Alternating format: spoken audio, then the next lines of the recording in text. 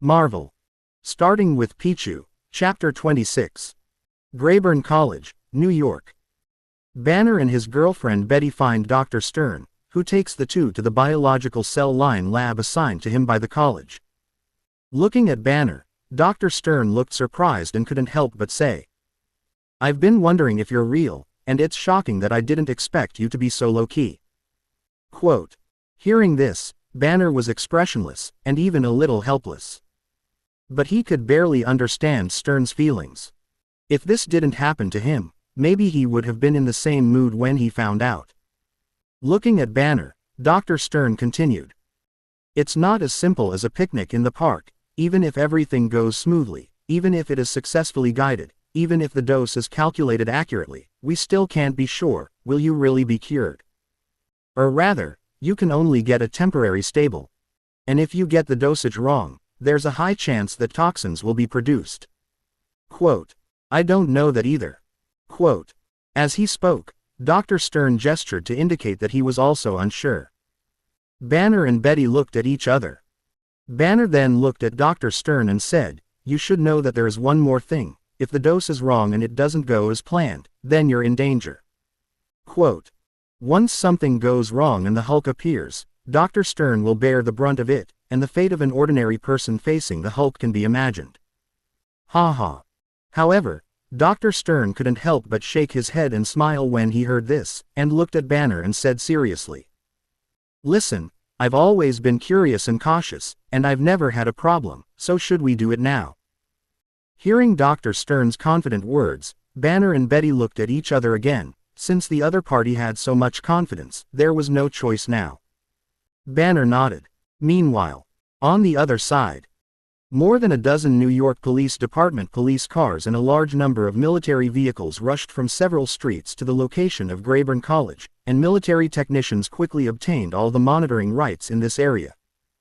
In the shadows, there are also agents of S.H.I.E.L.D. and the eyes of the FBI, CIA and other organizations have also come to the vicinity. As for whether Hydra has eyeliner or not, few people know this. But judging by Hydra's habits, this kind of thing must be inseparable from them. With such a big battle, the military can be said to be watched by all forces. The main purpose is to keep an eye on the military's every move. The secondary purpose is to see if you can get any benefit from it. It doesn't matter if you don't get any benefits. Soon, the military and police all rushed outside Grayburn College. The sniper controls all the best vantage points in the vicinity. As for the major entrances and exits of Grayburn College, they are naturally guarded.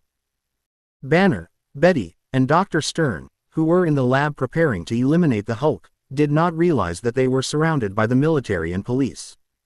Hill Villas. Pichu devoured electricity while looking at various news or gossip about New York that had been refreshed on the internet. It didn't take long to see someone uploading some videos. When I clicked on it, I found that it was the military and police driving through the streets of New York City. "I'm going to catch the Hulk." Quote. Looking at the big scene in the video, Pichu guessed the key point at once. After all, at this time period, it seems that there is only this big scene where General Ross takes people to catch the Hulk. Then, the same soldier, Emil Bronsky, who had been injected with the imperfect super soldier serum, threatened Dr. Stern to inject him with Hulk's blood.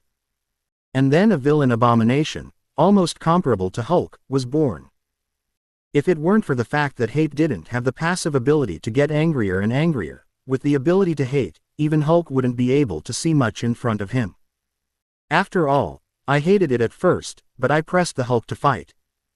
Hulk and Abomination war. The streets of New York don't know how many innocent people are going to die tonight. This point, Pichu is naturally clear. Although this is a world derived from the movie, it is a real world after all. There are very few scenes of ordinary people dying in the Great War, and sometimes they are not at all, but they are represented by shots such as explosions.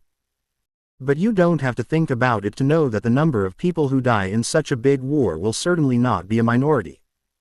In the face of Hulk or Abomination, it is not an exaggeration to say that ordinary people are as brittle as a piece of paper.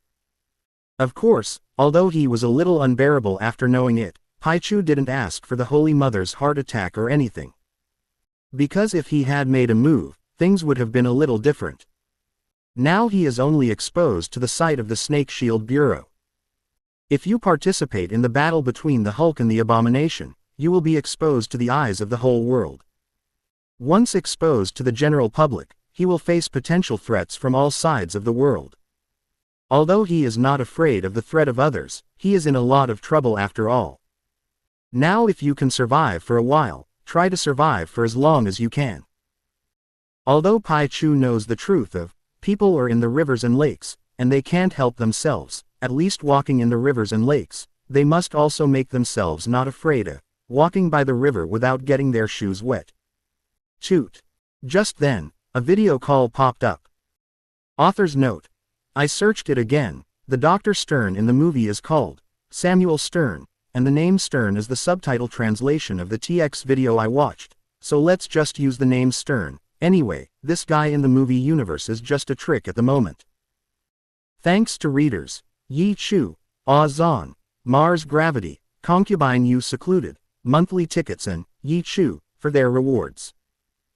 Wow, when I woke up, I found that the number of flowers had increased from more than 3,000 to more than 6,000, and there were more than 20 monthly passes, which scared me. Thank you for the flowers and monthly passes. Closing parenthesis. Marvel. Starting with Pichu, Chapter 27. Toot. Just as Pichu was flipping through the online information, a video call request popped up. Well, who is it? Seeing that the subject was displayed as the Eagle King, Pichu couldn't help but stare at him, and his heart was full of doubts. Although he was puzzled, but after hesitating for a while, Pichu agreed. Because this tablet is a shield thing, not anyone can hack it. With agreement, the next moment Pichu couldn't help but raise his right hand and rub his cheek. A crackling sound rang out as the golden arc jumped. I saw a familiar person appear in the tablet. He wears an eye patch on his left eye, dark skin, bare hairless, and a black fur coat. Gone. Who else but Nick Fury, this guy? He even took the nickname of the Eagle King, which made him think who it was. Looking at Nick Fury, Pichu directly chose to scold. Are you stupid? Open a video to find me. Do you think you can understand what I say? It's so self-defeating. Dignified agent leader, can you bring your brains when you go out?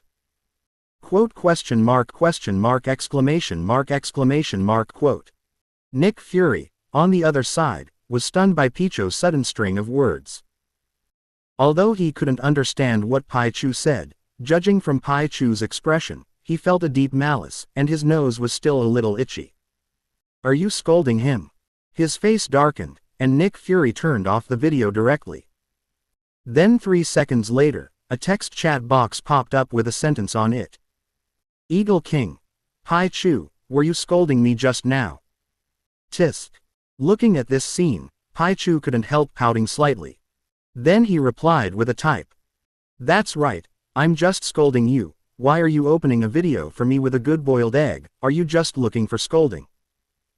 Oh, I know, you want to experience not understanding that others are scolding you, but it's true that you're scolding you. Don't you feel like you say it earlier, I'm willing to meet the requirements of the big money owner several times a day. Quote. Mama Jalan fake. Looking for scolding, who would find someone to scold him in a perverted heart? Looking at Pichu's reply, Nick Fury's face turned dark, he blew his beard slightly and stared, almost angry at Pichu's life-threatening reply. Oh, I almost forgot, he has no hair on the top of his head. Chatting with Pichu, Nick Fury finds that sometimes he really can't control himself. Because Pichu's mouth is so indebted. Well, it's like Tony Stark. Doesn't he know who gave the money for the meal electricity he eats now? Is this the attitude of facing the father of the gold owner?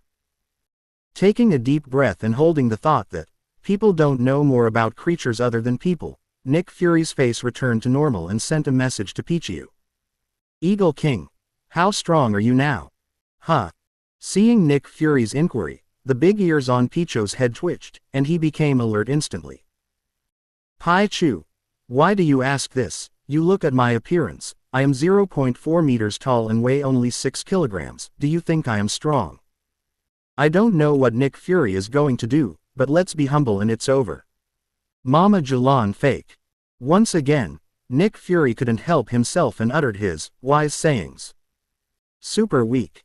Can't even beat a cat. Could it be that he killed the people in front of him? Taking 2 deep breaths, Nick Fury thought of something else to do and calm himself down. Eagle King. Be serious, get down to business, and don't forget the agreement between you and me. Quote. Sure enough, something. Seeing Nick Fury's news, Pichu rubbed his cheek with his right hand. Then he replied, okay, I feel like I can easily fight 10 Captain America now, well, if they don't have a shield. Quote. The corners of Nick Fury's mouth twitched slightly. Beat 10 captains of the American team, and it's thanks to you that you dare to say this. There are so many captaincy fans in the world, especially in the United States, and it is estimated that more than 80% of the people in the country are team fans. He remembers his right-hand man Coulson as a huge fan. If Coulson sees this, I'm afraid he will have to theorize. Although he was a little speechless, Nick Fury believed what Pichu said in his heart. When I met Pichu before, Pichu said that his appearance had changed, just because he had grown up. But Nick Fury wasn't stupid enough to believe it. He felt that Pichu should absorb enough electricity to meet some kind of evolutionary or mutation requirements, and then become a more powerful creature. This can be seen from the fact that Pichu can now devour the huge electricity of the past 3 months in a single day. In the past, Pichu could easily electrocute more than a dozen well-trained and well-equipped terrorists at first glance, but now that he has become stronger, he may really be called a monster. Of course, monsters are something, he just thought about it in his heart, and said that it was impossible to say. After all, he and Pichu are now in a cooperative relationship. Although I don't know if Pichu is a native product of the Earth, judging from Pichu's performance, there should be no ill will towards the Earth or the people of the Earth. Provided, of course, that is, not an enemy. Judging from Pichu's killing of more than a dozen terrorists, although Pichu is usually very mouthful, even harmless to humans and animals, once he becomes an enemy, he will not be soft in the slightest. This is what Nick Fury has observed of Pichu and has come to at this time. Marvel. Starting with Pichu, Chapter 28. Eagle King. Since you are strong enough, I have a task here that may need your help. Of course, the possibility of you making a move is relatively small. Do you want to think about it? Quote. Pichu raised his eyebrows. What's the matter? After typing back, Pichu suddenly thought of Hulk. It's hard to. Drip, drip, drip. The message prompt sounded, and Pichu looked. Eagle King. To deal with a monster that may mutate, it has a strong defense that can block heavy firepower weapons such as tanks and large caliber guns, and the terrifying power to easily lift a car. Quote. Nick Fury didn't hide it from Pichu, and combined with the information that S.H.I.E.L.D. has collected so far, he has also made a range profile of Hulk's strength. After all, they watched all of the military's several actions. In order to catch the Hulk, the military did not spare the slightest hand. He even bought a sonic weapon from Stark Syndicate before, but he blocked cannon at Corvo University, and Hulk was defeated after attacking. Seeing the message sent by Nick Fury, Pichu couldn't help but pout, but there was no surprise in his heart. After all, there is nothing else to do for S.H.I.E.L.D. to find him now except for the Hulk. Rubbing his cheeks, Pichu couldn't help muttering, if I tell him that there will be a monster exactly like the Hulk in the future, and then make a big fuss on the streets of New York, I wonder if he will jump. Of course, Pichu just thought about it, and it was impossible to say. The appearance of Abomination was a complete accident. Who would have known that because of the imperfect super soldier serum, that Soldier Bronski was completely psychologically distorted, and then frantically wanted to inject Hulk's blood. Even Bronski's boss, General Ross, was caught off guard. After playing with the Ark for a while, Pichu replied by typing. This kind of thing, are you sure you want me to suppress the formation or even make a move? Although he didn't say it explicitly, Pichu knew that Nick Fury understood what he meant. On the other side, Nick Fury frowned slightly when he saw this. After pondering for a moment, he replied, Don't worry, When the time comes, I will mobilize the power in my hands to block the spread of information on the internet, and I will not expose you to the world. Quote. I believe you're a ghost. Quote. Pichu couldn't help but roll his eyes. Blockade. What can you block? At most, it's just hiding from ordinary people, but is he worried about ordinary people? However, it is also said that people are in the rivers and lakes, and people can't help themselves. So Pichu also knew that he would be exposed sooner or later. In this case, there is no need to hide yourself too deliberately. Pichu. Braised eggs. Since this is the case, then 3 things, this time counts once. Quote. Eagle King. Yes, but the premise of using it is that you need to make a move, otherwise this time the conditions will still count. Quote. Pichu rolled his eyes. Okay. Quote. Too lazy to bother with him so much. If you can go out this time without him, it will be fine. It's a pity. Eagle King. Then you wait, Seal is already on his way to the villa. Quote. Okay. Pichu replied, then went under the bed and ripped off the wire. Since he was going out for a while, Pichu began to move his body briefly on the ground. For example, twisting the waist, kicking the legs, punching. To be honest, although he is quite capable of staying at home, he has to stay at home in order to become stronger. But after not going out for a few months, Pichu still misses the beautiful scenery of the flower world outside. And compared to the house, Pichu still prefers to go on adventures. Wouldn't it be comfortable to travel to every corner of the world, to see the same world but different scenery with your own eyes, and to pursue a sense of accomplishment in the midst of danger and excitement? Nearly 20 minutes later, Hill arrived at the villa. Then Pichu asked Hill to carry him to the car, took the tablet to the passenger seat, and waved his hand at Hill to make a departure motion. Then I continued watching the movie on my tablet. Hill smiled slightly, then retracted his smile, stared intently ahead, and drove with Pichu towards the location of Grayburn College.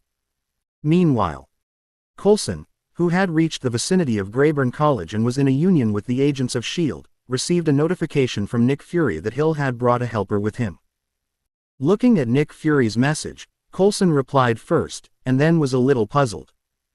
When he arrived, he also asked Nick Fury to see the Hulk's relevant information. I also know how powerful Hulk is. It was a humanoid missile at all, and it was simply not something that could be matched by manpower. Although he is a big fan of Team America, he also believes that Team America is no match for the Hulk guy. After all, his main fan is the spirit and contribution of the American team, and his strength is not a big head. Now that Nick Fury has sent a helper, could it be Iron Man? No, probably not. Not to mention that Tony is not very interested in the military's affairs, and the military's such things. Nick Fury will not spend a lot of money to hire Iron Man to help the military settle the trouble. After all, General Ross and their S.H.I.E.L.D. have always been at odds with each other. If it's not Iron Man Tony, then who would be the helper that Nick Fury is talking about? Marvel. Starting with Pichu, Chapter 29. Half an hour later, Hill takes Pichu to the vicinity of Grayburn College. Coulson, who received the notice from his subordinates, immediately walked up when he saw Hill coming. Sir, welcome to you. Quote. Looking at Hill, Coulson's puzzled look flashed, because he didn't see the shadow of the helper that Nick Fury said, so Hill got out of the car alone. But soon he knew. When Hill got out of the car, he went around to the passenger seat from the front and opened the door. Then he took Pichu out of it. Seeing Pichu held out by Hill, Coulson was stunned for a moment. Could this be the helper that Nick Fury was talking about? Looking at Pichu, who was about the size of an incomparably cute rag doll, Coulson's heart was full of doubts. What kind of animal is this? How has he never seen it? And he inexplicably feels that Pichu's painting style and them don't seem to be in the same dimension. After picking up Pichu, Hill looked at Coulson. Agent Coulson, he's Pichu, and the helper that Director Fury has hired. Quote. Hearing CL's words, even the S.H.I.E.L.D. agents who were in charge of guarding nearby couldn't help but glance over here. Then I saw Pichu who was holding Hill. Thinking about Hill's words again, Everyone's mood is the same as Coulson's. What? What are you kidding? This fluffy, cute-looking, mouse-like yellow creature is the helper that director Nick Fury has hired. Are you sure you're not kidding them? Just as everyone was complaining, Hill looked at Coulson and asked, "How is it now?" Hearing this, Coulson came back to his senses and glanced at Pichu, who happened to be facing each other, and couldn't help but feel a little strange in his heart, but he still looked at Hill and said, "Sir, just now, the military has taken control of the target, and now they are retreating." Quote, "Got it under control." Hearing this, Hill was a little stunned. She had seen videos of the military fighting the Hulk and had an idea of the horrors of the Hulk. Why did the military control the other party so easily this time? That's right. Quote. Coulson nodded. Now the military and the New York Police Department are evacuating, but General Ross has not left yet, and according to the situation, they will all be evacuated soon. Quote.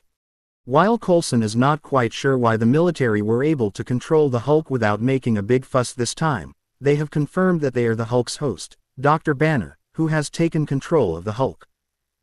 So he also asked the agents who had come to support from S.H.I.E.L.D. headquarters to return first, and was about to contact Nick Fury to report the matter before returning to Manhattan with his men. In that case, let's go too. Hearing this, Hill frowned slightly and gave an order. The military has settled all the things well, and it is useless for them to stay, so they naturally have to go back and continue to deal with the matter at hand. Although he ran for nothing, Hill was still relieved. After all, she had seen the battle between Hulk and the military, and she didn't want Hulk to go berserk in New York, otherwise she didn't know how many casualties would be caused in such a densely populated place. Wait, pick up. At this moment, the neglected Pichu spoke up.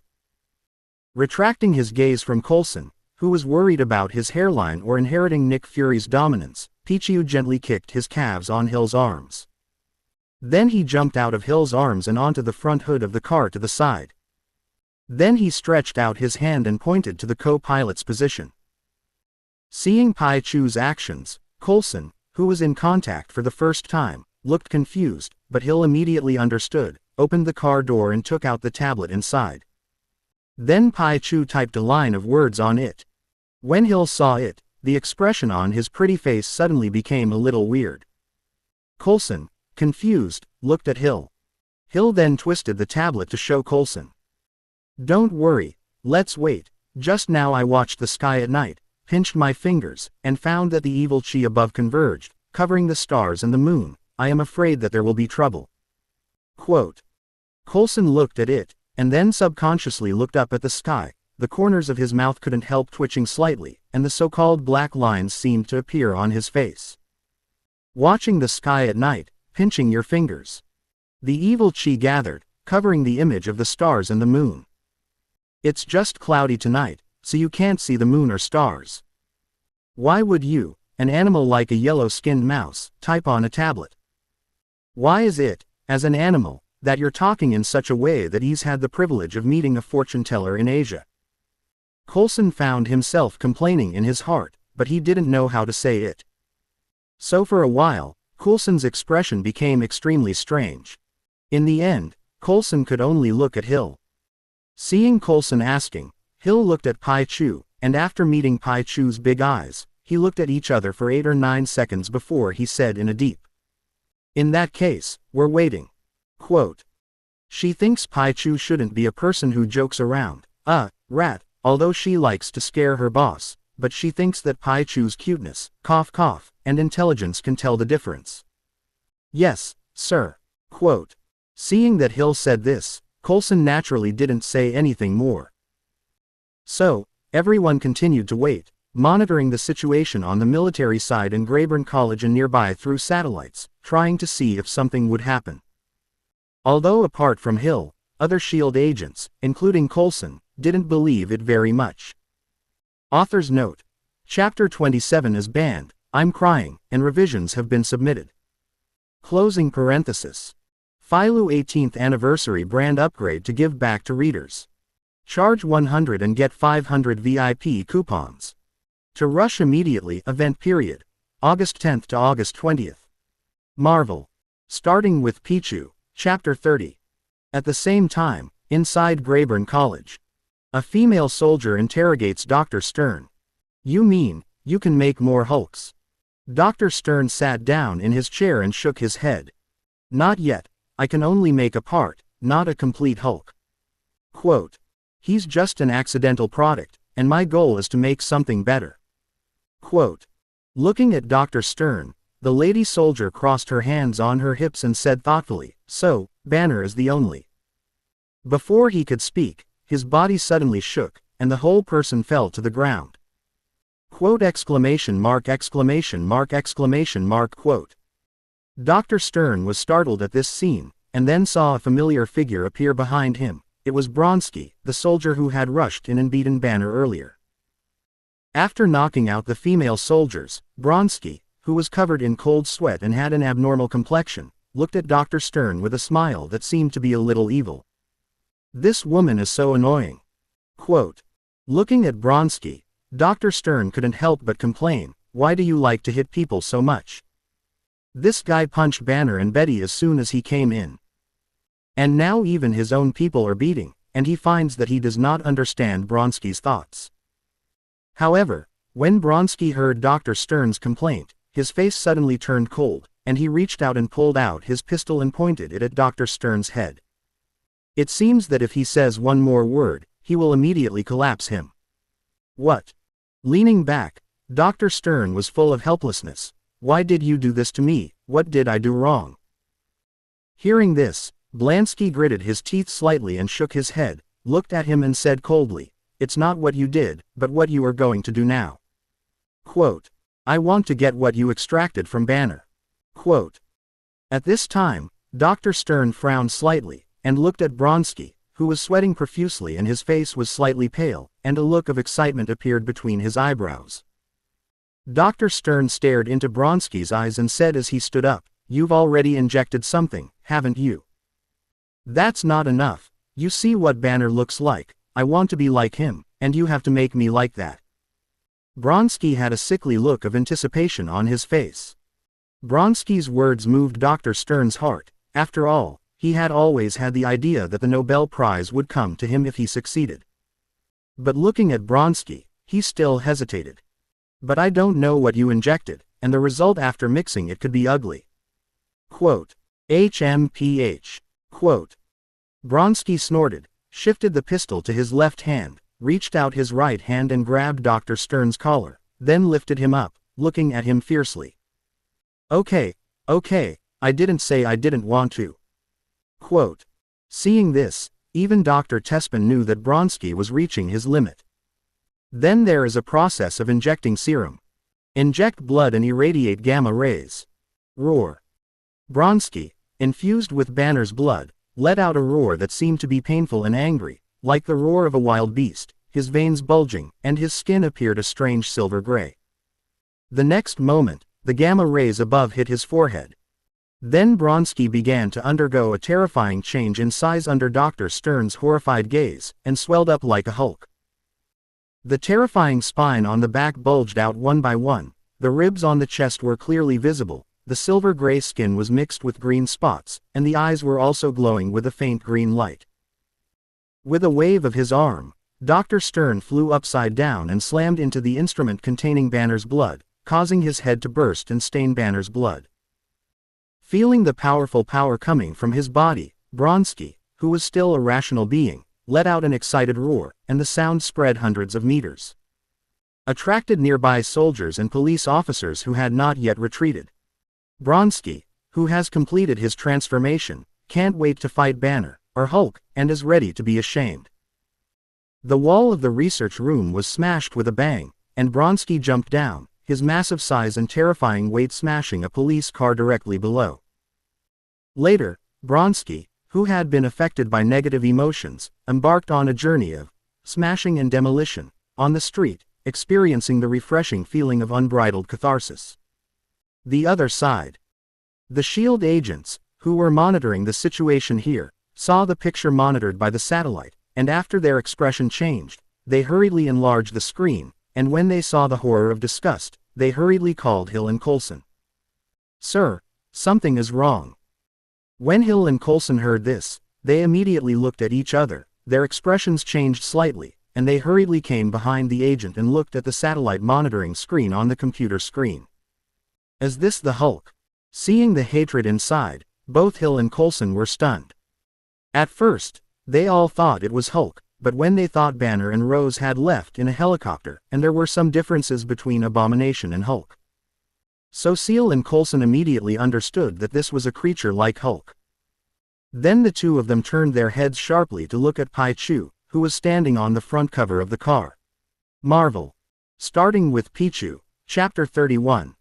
"Look, I've said it all, Pikachu." Quote. Seeing that Hill and Coulson looked at him, Pichu blinked his eyes wide, spread his hands at them, and then said a Pi language that made Coulson look confused.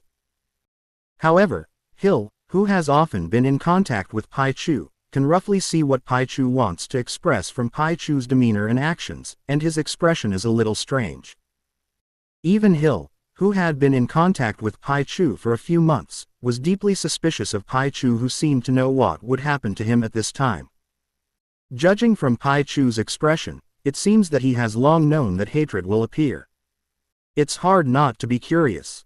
At this time, the nearby S.H.I.E.L.D. agents all set their eyes on Hill and Coulson. Seal looked away from Pichu, looked at a total of a dozen S.H.I.E.L.D. agents around him, and said with a serious expression, "Be prepared for battle. First assist the police in evacuating the people here, and do not act without waiting for my instructions." Quote. "Yes, sir." Quote. The dozen or so S.H.I.E.L.D. agents around responded one after another, and then one by one, they took out their weapons with serious expressions and dispersed towards the nearby streets. And Hill, after giving the initial instructions, took out his mobile phone to contact Nick Fury. After telling Nick Fury about what happened here, there was silence for a few seconds before Nick Fury's voice came. "Give the phone to Pichu." Quote. Hill didn't hesitate and put the phone to Pichu's ear. Then Nick Fury's voice came. "Pichu, it's up to you to do your best to stop that new Hulk." Quote. "Rest assured, Pickup." Pichu replied. Now that the Abomination has appeared, he doesn't mind trying to test the intensity of the Abomination. He was eager to see how a villain could compare to Hulk and take a shock after he evolved to 2 stars. After all, if you want to know how strong you are, you must fight with stronger beings. Just when Pichu was about to make a move. On the other side, the soldiers who were chasing the Abomination also told General Ross about the incident. General Rose, who was in the helicopter, was stunned when he heard Hulk appear, and suddenly turned his head to look at Banner, who was still sitting there honestly. Later, through the camera on the soldier's helmet, he saw the invincible Abomination on the street. How is that possible? Seeing the hatred, General Ross's face was full of disbelief. Banner is obviously here, and who is that? Hulk. Even Banner looked incredulous when he saw the hatred. However, when he and Betty looked at each other, they suddenly thought of Dr. Stern. Only Dr. Stern copied his blood in large quantities. So, this new Hulk must have something to do with him. When the soldiers learned that Abomination was heading for Broadway, General Ross immediately ordered the helicopter to turn around and let all the soldiers who had left return. Regardless of how the Abomination came about, the international community would certainly think that it was related to him, and he had to get rid of the trouble. Otherwise, if he allows the Abomination to make trouble in New York, his days as a general will almost come to an end. The other side. Coulson drove the car, Hill held Pichu in the passenger seat, and the two chased along the road towards where the Abomination was. Pichu's tablet is connected to the S.H.I.E.L.D. network and is used as a prop to view satellite surveillance abominations. In S.H.I.E.L.D. headquarters, Nick Fury sat in his office, looking at the Abomination in the satellite surveillance, his hands propped up on the table, his fingers crossed in front of his chin, his expression calm and his eyes deep, making it difficult to guess what was in his mind. Broadway, New York. Tick, tick, tick tilde tilde tilde. Tick tilde tilde tilde. Tick tilde tilde tilde. Boom tilde tilde tilde. The sound of car horns, Sirens, gunshots, explosions, and the frightened screams of pedestrians around them are all mixed together to create a chaotic appearance. The vehicle on the avenue was flattened by the two fists of the abomination, and then lifted up and thrown dozens of meters away, smashing another car flat and causing an explosion, igniting a raging flame. Cars weighing several tons are like toys in the hands of abomination. The officers and soldiers attacked the abomination, but their bullets hit the abomination and didn't even qualify him to feel pain. Instead, it attracts the attention of the haters, and then picks up a car and smashes it at them. For a time, police officers and soldiers suffered heavy casualties. In just a few minutes, counting ordinary people, the number of dead and injured is probably close to more than 100. Looking at all this through satellite monitoring, Pichu squinted slightly. Seeing a large number of innocent ordinary people involved in such a thing, he always felt a little unbearable in his heart. After all, most people like peace and security, and only in a peaceful and secure environment can you do what you want.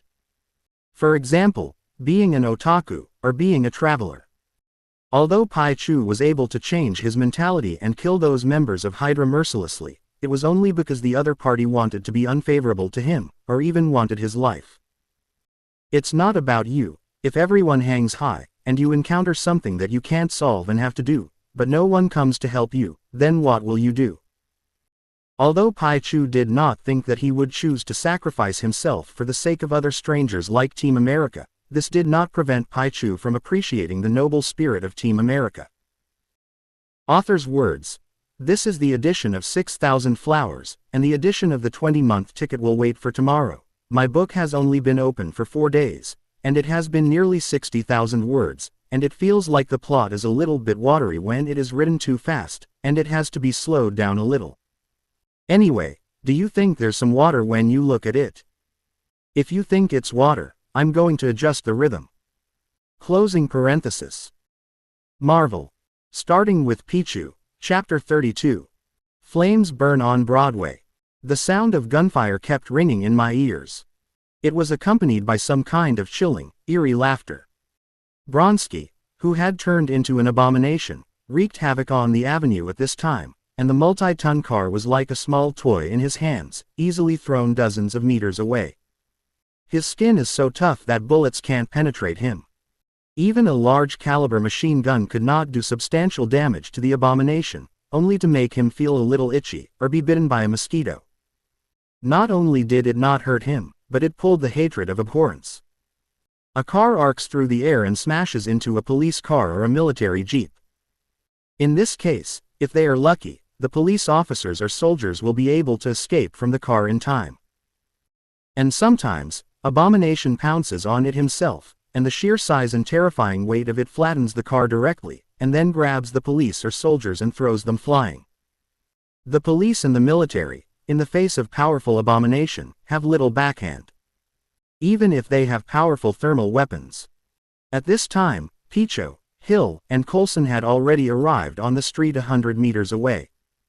After coming here, Coulson didn't go any further. If you go any further, once you are targeted by hatred, you will not have enough time to react.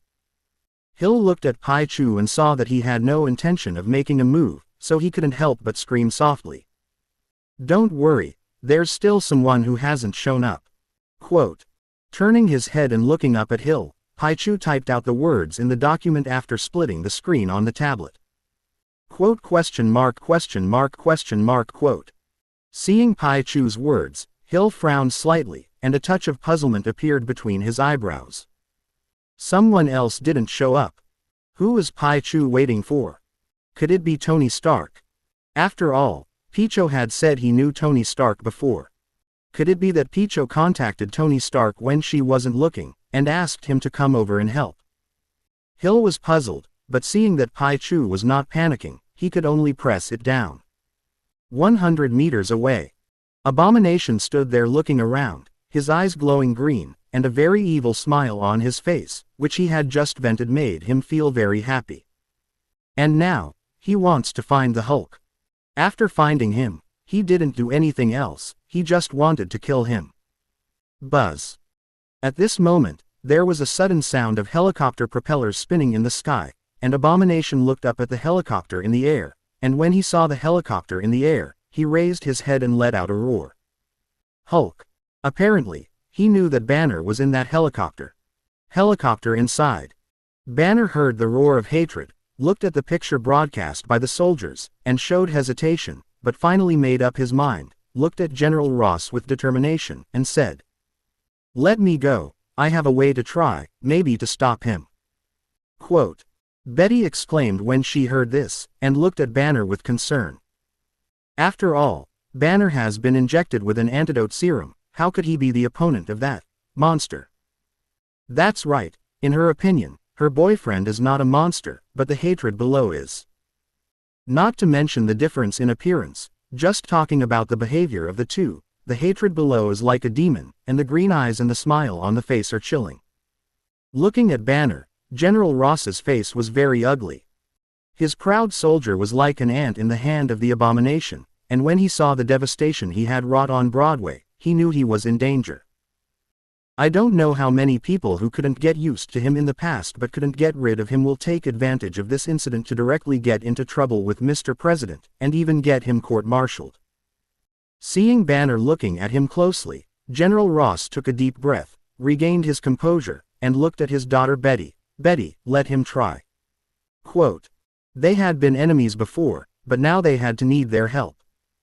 General Ross, who was very proud, felt very uncomfortable in his heart. Trust me. Quote. Banner looked at Betty, kissed his daughter in front of General Ross, and then went to the open hatch, looked at the city hundreds of meters away, and took a deep breath. Emboldened, Banner jumped off the helicopter. Betty's eyes were slightly red, and there seemed to be tears in the corners of her eyes, and she came to the window to look down with great nervousness and worry. On the other side, General Ross was also looking down. Although he was unhappy, he still hoped that Banner would be able to kill the hate. As long as the Abomination is gone, then he has a way to excuse himself. Can get to his current position, with his accumulated connections and heritage, it is not easy to be overthrown. Under the watchful eyes of General Ross and Betty, Banner fell from the sky with a thud. In midair, Banner, who was gritting his teeth and trying to hold back the Hulk, suddenly opened his eyes wide, a look of surprise appeared, and he subconsciously let out a fake.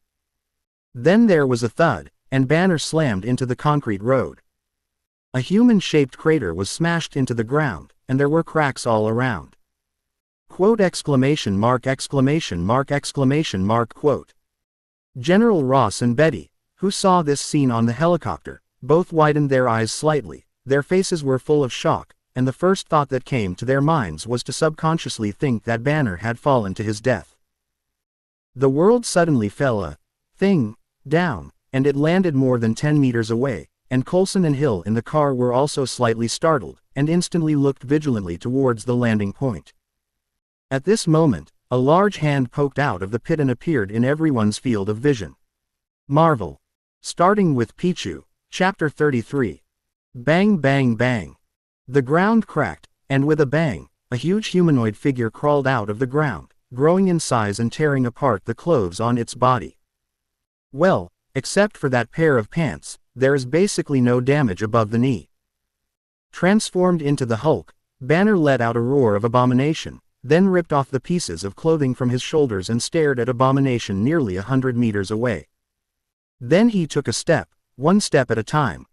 Every step on the ground is accompanied by a dull, boom, sound. This shows how terrifying Hulk's weight is.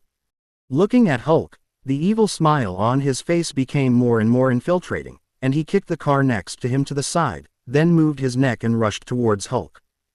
Boom boom boom. Countless cars in the middle of the road were all knocked out or smashed, and the place where they passed was as if they were unstoppable. When Abomination runs, every step crushes the solid concrete floor. Huge footprints nearly 10 centimeters deep were left on the ground along with countless tiny cracks around them. Soon, two behemoths collided together. There was a boom, like a thunderbolt on a sunny day. A terrifying wave of air swept away in all directions. With Hulk and Abomination at the center, the ground around 2 meters is cracked inch by inch. You punch, I punch.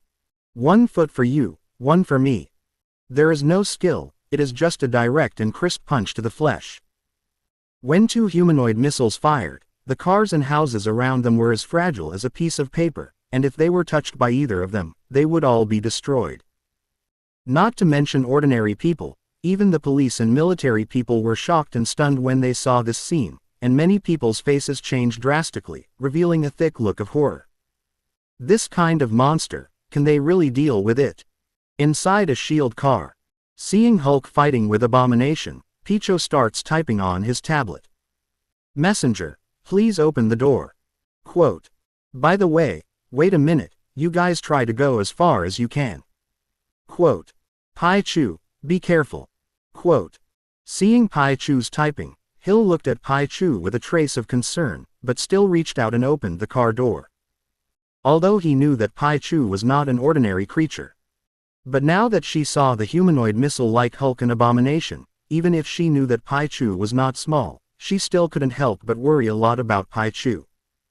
After all, if you only look at the appearance, whether Hulk or hate, they can easily crush Pichu with one hand. Who made Pichu's appearance too harmless to humans and animals? Rest assured, Pikachu. Quote. Seeing that Hill was worried about him, Pichu smiled brightly and jumped out of the passenger seat. Worried about safety? Don't worry about this kind of thing at all. While hand-to-hand combat is far from being a Hulk and an abominable opponent, he is not there to fight them hand-to-hand. My big skin god is a good master. Relying on skills to eat, hand-to-hand combat is not suitable for him at all. Move at high speed, turn on. Quote. After getting out of the car, Pichu immediately activated his skills to move at high speed, and the electric storage bags on both sides of his cheeks instantly burst out with dazzling golden lightning to wrap his whole body. Crackling. All the way with golden light and lightning, Pichu turned into electric light and disappeared in place. The speed was so fast that Seal and Coulson only saw the golden arc jump in the air, and then a flash of golden light flashed in front of their eyes, and Pichu disappeared. Seeing this scene, even the knowledgeable Coulson stared slightly, and his face was shocked. When Hill saw this scene, his face turned different, and then he breathed a sigh of relief in his heart. Sure enough, Pichu is full of mystery. With the speed that has just been shown, even if the Hulk and Abomination power and defense are terrifying, I am afraid that in terms of speed, they can only eat the ashes left by Pichu. With such a speed, even if he can't win, Pichu's self-protection is absolutely stable. Boom. Hulk kicked him in the chest in disgust, and his massive body flew upside down like a cannonball. Flew out 40 or 50 meters and smashed it on a car. Ha ha ha ha. A kick flew the Hulk, and Abomination let out a smug laugh. He still clearly remembers that when he was at Corvo University, he was kicked far away by Hulk in front of him like this. Laughing, Abomination lifts up the burning scrap car and is about to smash it at the Hulk. Pikachu. At that moment, a cry suddenly rang out, stunned the sane Abomination. Then he turned his head to look in the direction from which the voice had come. Crackling. However, what caught his eyes was a brilliant golden electric light. The next moment, he was smeared by the electric shock released by Pichu. After being upgraded to 2 stars, the power of the electric shock has also increased by more than 10 times compared to before. The golden lightning that was the thickness of the arm slashed at the face of the Abomination that caught him off guard. The electric shock smeared his face, and the severe pain caused the Abomination to let out a scream full of pain, and the raised car reflexively threw it in the direction where Pichu was. The golden lightning flickered, and Pichu came behind the Abomination. Ah, I'm going to kill you. The sharp pain on his face, the disgust that felt as if he was blind, was furious, and his mouth let out an angry roar, and he frantically attacked all around. Of course, this is just a blind call. Turning on the high-speed movement, Pichu did not panic at all. Author's note.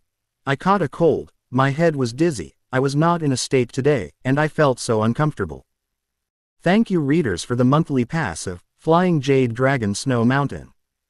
Closing parenthesis. Marvel. Starting with Pichu, Chapter 34. Coming behind the Abomination, Pichu rubbed his hands on his cheeks and launched another electric shock. Cracking sound. Lightning erupted from Pichu's body, arcing through the air and landing on the unusually raised backspurs of the abomination's back, and then countless tiny arcs of electricity pulsed across the abomination.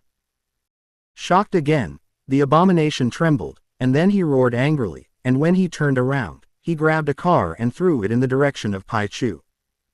However, Pichu turned into electric light again and came to the rear of Abomination. Pichu looked behind the Abomination and realized that his electric shock could do damage to the Abomination. Well, leave a piece of charred black area the size of a vegetable basket. Obviously, even if it can do damage to the Abomination, it will only do very little.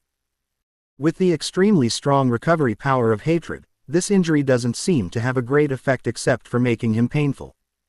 The military's large caliber guns could not even break through the abominable defenses. And Pichukai is only a 2-star level. In terms of physical fitness and the level of the American team, electric shocks can already cause a certain amount of damage to Abomination, which is also very extraordinary. After some comparison, Pichu also knew how strong Abomination and Hulk were now. In the hierarchy of the system, Abomination and normal Hulk are probably both 3-star creatures, and they are the more powerful ones in 3-star. Before awakening, Thor's strength is not much different from that of Abomination and normal Hulk, and with Thor's hammer, his strength should be able to reach the peak level of 3 stars. The awakened Thor can reach 4 stars, and if he masters the Storm Tomahawk again, his comprehensive strength may be able to reach the peak level of 4 stars, close to the point of 5 stars. Just as Pichu struck another blow at the Abomination, a roar of rage came. Pichu's ears moved, and he flashed to the side and turned his head to look. I saw that Hulk, who had been kicked by Abomination before, finally came to his senses, became more and more angry, and his strength increased a lot, and he quickly charged from a distance. Each step cracks the ground, and one step goes out for several meters. Quickly coming to the side of Abomination, Hulk clenched his right hand and smashed it into Abomination's face. Boom! Abomination is sent flying by a furious Hulk. The massive body smashed through the wall and flew straight into a 5-story building. After flying the Abomination, Hulk saw Pichu on the side. Seeing Pichu, who was rubbing his hands against his cheeks with golden arcs, a trace of doubt appeared between Hulk's eyebrows, but in the blink of an eye, it was occupied by an angry look. At that moment, a dark figure flew out of the building with a roar. Hulk turned his head to look, and the next moment he was slammed into his head by a black shadow. Then Hulk staggered back a few steps, and one of his feet fell unsteadily, pressing against a police car, flattening the front end of the police car directly. Pichu looked at it. What flew out was a 3-seater waiting chair. Then the Abomination of the huge figure rushed out of the building. Under the terrifying recovery power, Abomination had regained his eyesight, and after rushing out, he immediately found Pichu with his own golden electric light effect, and his face was full of fierce looks. It turns out that you are such a small thing, looking for death. After seeing Pichu, the Abomination rushed directly towards him. Pichu hurriedly turned on the high-speed movement and flashed to the side. Then Tai Hanhan's hatred directly smashed the wall of the rear building. Roar tilde, damn it! Abomination rushed out of the building with smoke and dust, and began to look for Pichu's figure. After finding Pichu's figure, Abomination rushed over again. Do you really think I'm afraid you won't make it? Seeing the Abomination rushing again, Pichu's eyes changed, and terrifying lightning burst out, instantly enveloping his whole body. Flash of lightning, start. With a kick of Pichu's legs, it rumbled like a cannonball, with a golden lightning tail, and ejected with an unstoppable momentum, slamming his head into the belly of the Abomination. The skill flashes with lightning and is activated with locking and invincibility defense. Boom tilde. A bang rang out hundreds of meters, and the golden arc of lightning in the sky sputtered away in all directions. Abomination was wrapped in arcs, and he only felt a numbness and sharp pain in his abdomen, and the terrifying impact hit him, causing him to temporarily lose control of his body. In the face of Pichu's electric flash impact, Abomination flew up dozens of meters, drew an arc in the air and smashed it into the ground. Half of his body was embedded in the ground. Wow, that's cool. Falling to the ground, Pichu couldn't help but let out an exclamation when he saw this scene. It is worthy of a mutated skill, and this power is extraordinary. In the car, Coulson and Hill, who were watching the satellite surveillance, were shocked and stunned when they saw that Pichu had directly knocked the abomination out of the air. After all, the difference in size between Pichu and Abomination was too great, and Pichu, who could pinch Abomination to death with one hand, actually knocked Abomination dozens of meters away, and this contrast caught them off guard. At the SHIELD headquarters, Nick Fury, who had been watching the situation here, saw this scene, and his pupils shrank slightly, and his hands with his fingers crossed tightened slightly. In a luxury villa in Malibu Beach, California, Iron Man Tony Stark looked at the video played by Jarvis, and his face was full of shock and curiosity when he saw Pichu knock the abomination out of the air. Jarvis, search for everything you can about this creature now. I want to know what kind of creature this cute, powerful, and dischargeable yellow-haired rat is. Quote. Okay. Jarvis's voice rang out from all around. Pichu's appearance and ability made Tony feel a strong curiosity in his heart. Helicopter. When General Ross saw such a magical and powerful Pichu, a rich and hot color immediately appeared between his eyebrows, and then his expression was a little strange, and his mind moved. Betty on the side opened her mouth slightly, looking shocked, but then she came back to her senses and quickly looked at Hulk, who had been hit in the head by the waiting chair before. Pichu used his skills to flash with lightning, which immediately shocked everyone who saw this scene. Author's words. Gone, I feel cold. Last night and today, I have had 3 nosebleeds. Today I have to rest early to recuperate my body. My liver is not moving. Thank you readers for the Unreal Realms commuter pass. Closing parenthesis. Marvel. Starting with Pichu, Chapter 35. When Pichu sent a lightning head hammer, and flew into disgust. On the other side, Hulk, who was knocked down by Abomination, also shook his head and got up. Patting his dazed head, Hulk looked around, looking for the Abomination. When he saw 50 or 60 meters away, the Abomination lying on the ground convulsing was slightly stunned. What's wrong with this guy? At this time, there were still a lot of golden arcs beating on the Abomination's body. After being hit by Pichu's skill, the Abomination was numbed by the huge electric current all over his body at this time, and even if his recovery power was amazing, it would take a little time to recover. Sure enough, the system must be a high-quality product. A 2-star comprehension mutation skill can cause such a lot of damage to an extremely powerful Abomination that has reached the 3-star realm, and the skill comprehended after that can be imagined. In fact, Pichu really wanted to try the 100,000 volts that turned into a map cannon. However, the current environment seems to be unsuitable for bombing with map cannons. Hearing the movement, Pichu turned to look. Facing Hulk's eyes, Pichu pointed to the Abomination over there and said, "Stupid big one, go, hit him hard." Quote. Faced with Pichu's words of, pick up, Pikachu, Hulk listened with a confused expression. Hulk yelled at Pichu. The meaning seems to say, what are you talking about? Can you speak human language? Sure enough, it's a big stupid guy. Quote. Seeing this, Pichu scolded and rubbed his hands on his cheeks.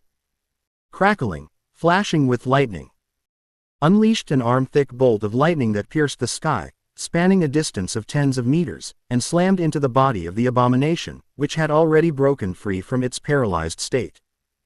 Then Pichu clenched his fist and gestured at Hulk, bouncing and making a fist appearance. The mouth was still saying, hit him, rush up and ride on him, greet his head with your fist bigger than a sandbag, and be stunned for what, hurry up, you stupid big man. Quote. Quote exclamation mark. Quote. Hill, who saw this scene through the surveillance, his eyes widened slightly, a touch of starlight seemed to appear in his eyes, and a sling-like smile appeared on his face. At this time, Pichu's movements are simply not too cute, she is moved. Fortunately, Coulson's attention on the side was also on Pichu's body, otherwise Hill's appearance at this time was seen by him, and I am afraid that the majesty of his boss would be lost. Seeing Pichu's movements, Hulk looked at the abomination over there, first yelled at Pichu with some inexplicable discomfort, and then rushed towards the abomination. That's right, he understood what Pichu meant. That is to fight hatred. Damn, I'm going to shred your little thing. At this time, the hatred was shaking his head and trying to struggle up from the ground. His face was full of anger, his mouth was roaring, and he felt a sense of impotence and rage. Hulk Tarzan jumped up and slammed his fist into the head of the abomination. Smash the abomination into a stumbling stumble, and his head knocks a large hole directly into the ground. Before he could completely alleviate God's hatred, he almost fainted because of it. After all, even if it's just a normal Hulk, the power is as high as hundreds of tons. A punch that erupted in anger was more than 100 tons. If it weren't for the fact that the abomination body was a little stronger than the normal Hulk, it would probably have been blown out of the head by a punch from the angry Hulk. Punch after punch. The enraged Hulk kept smashing the head of the abomination. The dizzy hatred could only subconsciously raise his hand in front of his head. Yes, hit him, left hook, right hook. Pichu stepped aside and cheered Hulk on. Hearing Pichu's cheering, Hulk seemed to be playing more energetically. And those who saw this scene through the surveillance twitched the corners of their mouths, and their expressions were very weird. Especially Hill. When he saw Pichu like this, he couldn't help but burst out laughing, covering his mouth with his hand and chuckling, feeling a little happy to see Pichu's new side. Cheered on by Pichu's shouts, Hulk hammered the abomination dozens of times. After dozens of strokes, Abomination appears to have lost consciousness. His head was embedded in the ground, and his body was twitching slightly, apparently losing his combat effectiveness. Seeing that the abomination was dizzy, Pichu turned his head and glanced around. I saw that the military people were slowly approaching, looking at Hulk and Pichu with a solemn expression mixed with a little fear, and the speed of movement under their feet was very slow, as if they didn't dare to get too close rashly. As for the abomination, look at the appearance of dying or not living, and ignore it for the time being. Then it's time for me to leave. Quote. Seeing that things were coming to an end, Pichu muttered, and then said to Hulk, "Hey, stupid big guy, let's see you next time." Quote. As soon as the words fell, Pichu started to move at high speed, turning into a golden electric light, and disappeared in front of everyone's eyes with a terrifying speed of more than 50 meters per second. Seeing Pichu disappear, Hulk roared in confusion, and then saw the soldiers of the military around him, turned his head to look at the helicopter that was landing, and there seemed to be a touch of reluctance between his eyebrows. But the next moment, Hulk jumped up and quickly left into the distance, quickly disappearing from everyone's sight. It didn't take long for the Hulk to disappear from satellite surveillance as well. Seeing that Pichu and Hulk had left, Rose was immediately contacted by a soldier. After Rose's expression changed slightly, he finally gritted his teeth and said, "Leave them alone, take the faint one away immediately." Quote. Pichu's origin is unknown, although Hulk is gone, but there is still an abomination. As long as he can get something valuable from the abomination, he will still be General Ross after today. Yes, sir. Quote. Hearing Rose's order, the soldiers answered, and then quickly approached the fainting abomination. There are even soldiers who want to inject anesthetic drugs into the body of the abomination, but they find that they can't pierce the skin of the abomination, so they can only pack the abomination and take it away. The other side. After Pichu leaves, he finds Coulson and Hill. Author's note. I slept a lot, I feel a lot more comfortable today, thank you for your flowers and comments, and I will make up for it one by one after I promised everyone. Thanks to Rongwa for the reward, thanks to Rainy Night and Demon King and Demon God for the monthly pass, and thanks to Meteor Knight for 1000 points of reminders. Closing parenthesis. Marvel. Starting with Pichu, Chapter 36. Behind the corner of a street 100 meters away. When Pickle returned, Hill and Coulson looked at him as if they were looking at a monster, and it was obvious that Pichu's previous performance had given them a great shock. Hill's expression was as if he had just met Pichu for the first time. After all, this was the first time she had witnessed Pichu's move. Although Pichu had killed more than a dozen terrorists before, she also knew that Pichu was killed with electricity, and whoever let Pichu be idle liked to rub the arc on her face. Now that I saw it with my own eyes, I was directly shocked by Pichu's strength. That small body could burst out with such terrifying power. Even a terrifying abomination as Hulk could fly 50 or 60 meters away. This huge contrast gives people the feeling that they are no less than immortal, and they have injured a powerful god. What to see, Pikachu? After jumping into the car, Pickle glanced at Hill and Coulson, then shook the dust off Geo, went to the tablet, opened the document and started typing. What are you doing in a daze? Get out of here quickly. Quote. Seeing Pichu's type, Hill took a deep breath and turned his head to look at Coulson. Let's go. Quote. Hearing this, Coulson glanced at Pichu deeply before driving away. As for the other dozen or so SHIELD agents, after Coulson drove, they also quickly got into the car, and the 3 cars followed Coulson's car and left in an orderly manner. SHIELD headquarters. Is this what you really are capable of? Or is there a hidden?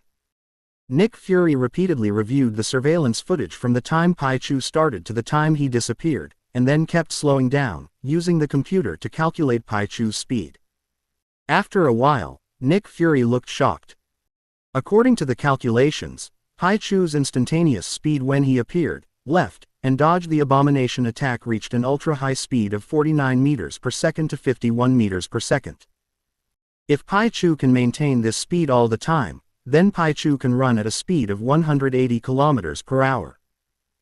You must know the data in the US team record. The average speed is only 48 kilometers per hour, and the maximum can reach 78 kilometers per hour in critical situations. But Pichu is 2.30 times faster than the top speed of the American team. And when Pichu hit the abomination, the instantaneous burst speed, after calculation and simulation, exceeded the speed of sound, reaching a terrifying speed of 3 times the normal speed of sound. In the air, sound travels at about 1 standard atmosphere and 15 degrees Celsius, which is 3 times the normal speed of sound, which is 1020 ms. Attacking at this speed at a short distance, it is possible to dodge such an attack, and Nick Fury feels that only the man from more than 10 years ago can do it. After all, it was the most powerful being he'd ever seen. Hulk and Abomination, though powerful, are still far worse than the original person in his mind. After learning more about Pichu's strength, Nick Fury's heart moved again. Looks like it's time to try the invitation again. Meanwhile, military. As General Ross watched the soldiers pack up the unconscious Abomination and send it away, he said to his henchmen who were following him, "Immediately let people go and find information about the mysterious creature before, I want to know what it is." Quote. Yes, sir. Quote. The henchman nodded, then bowed, then turned and quickly left.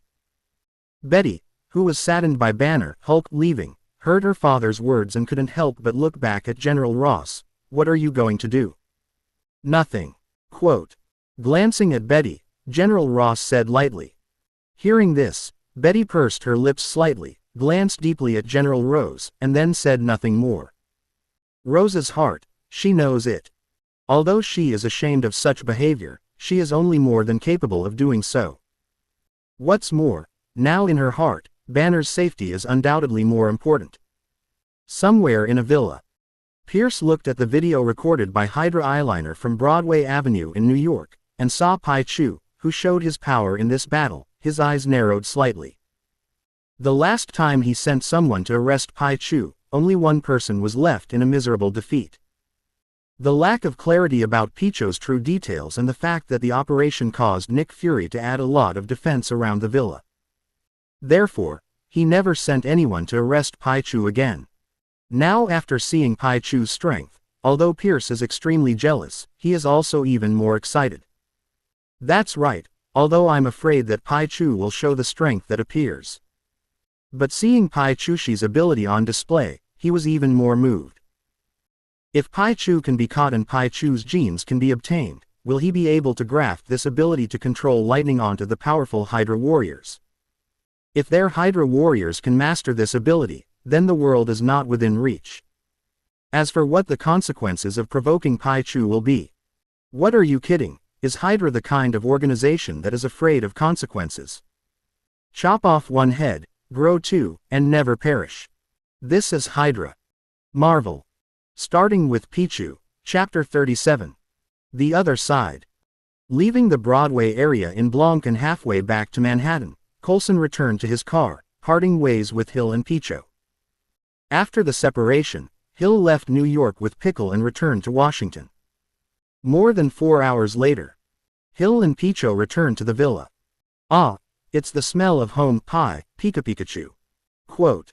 Back at the villa, Pichu opened his hands, closed his eyes, and took a deep breath. Sure enough, it's still quiet here. Before, in New York, all kinds of voices came, although it was very cool to watch the blockbuster on the spot, but at night, can it be quieter?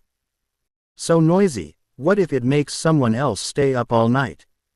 Ahem, just kidding. Mainly went out to show his hand. Pichu was a little annoyed when he thought of the things behind. I really don't know how many people will want to trouble him in the future. What, you say he shows that kind of strength? Who would be stupid to find trouble with him? Are you kidding? Is this world nuclear level? Of course, nuclear level. Since it's a nuclear level world, how do you know that others won't trouble you? Is Hulk strong? It's not nonsense. The Hulk is not strong. Then the Earth can be regarded as a strong existence. The number is counted by hand. Only one hand is enough. Hulk is so strong, but the military is not looking for trouble with Hulk all day long. In this world, unless you show what it takes to make them completely desperate. Otherwise, there will always be some conspirators who will try their best to get you. Pichu's first thought was the Hydra. This global terrorist organization during World War II claimed to be, cut off one head, and 2 heads will grow, which can be described as a 100-legged insect that dies but does not stiffen. During World War II, the U.S. team was destroyed and disbanded, and the remnants were taken in by the predecessor of S.H.I.E.L.D., and as a result, others did not die, and now a huge shield has become a snake shield. The ambition to rule the world has never been extinguished. Pichu was even sure that this time Hulk left, if the military hadn't been keeping an eye on it. Hydra might even be able to take action against Banner. That's right, it's Banner. Because for now, they can't deal with the Hulk. Even if you can deal with the Hulk, the disturbance will definitely be extraordinary. The movement is too loud, which is not quite in line with the current low-key development style of Hydra. Pichu felt that the Hydra must be secretly holding back. Of course, Pichu was just afraid of trouble. If Hydra had a large number of men to catch him, he wouldn't mind experimenting with the power of 100,000 volts. Just when Pichu closed his eyes and sighed, Hill on the side couldn't help but glance at him, with a faint smile on the corner of his mouth, just because Pichu looked cute now. Although she couldn't understand what Pichu said again, the cuteness was over. Not, though. After smiling, Hill looked at Pichu and said, "It's been hard today, let's rest early and go put water on you." Quote. With that, Seal walked towards the bathroom. "Thank you, Pickup." Quote. Seeing this, Pichu thanked Seal. Having lived here for a few months, Pichu certainly has a bath. What? You don't see? What are you kidding? Why is he taking a shower to show you?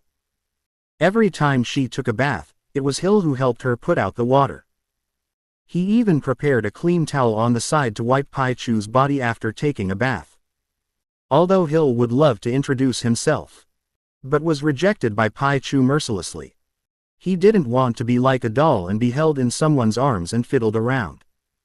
However, after all, small short hands and small short legs. Therefore, in the end, you need the help of a hair dryer. And this is also the time when Hill is smiling.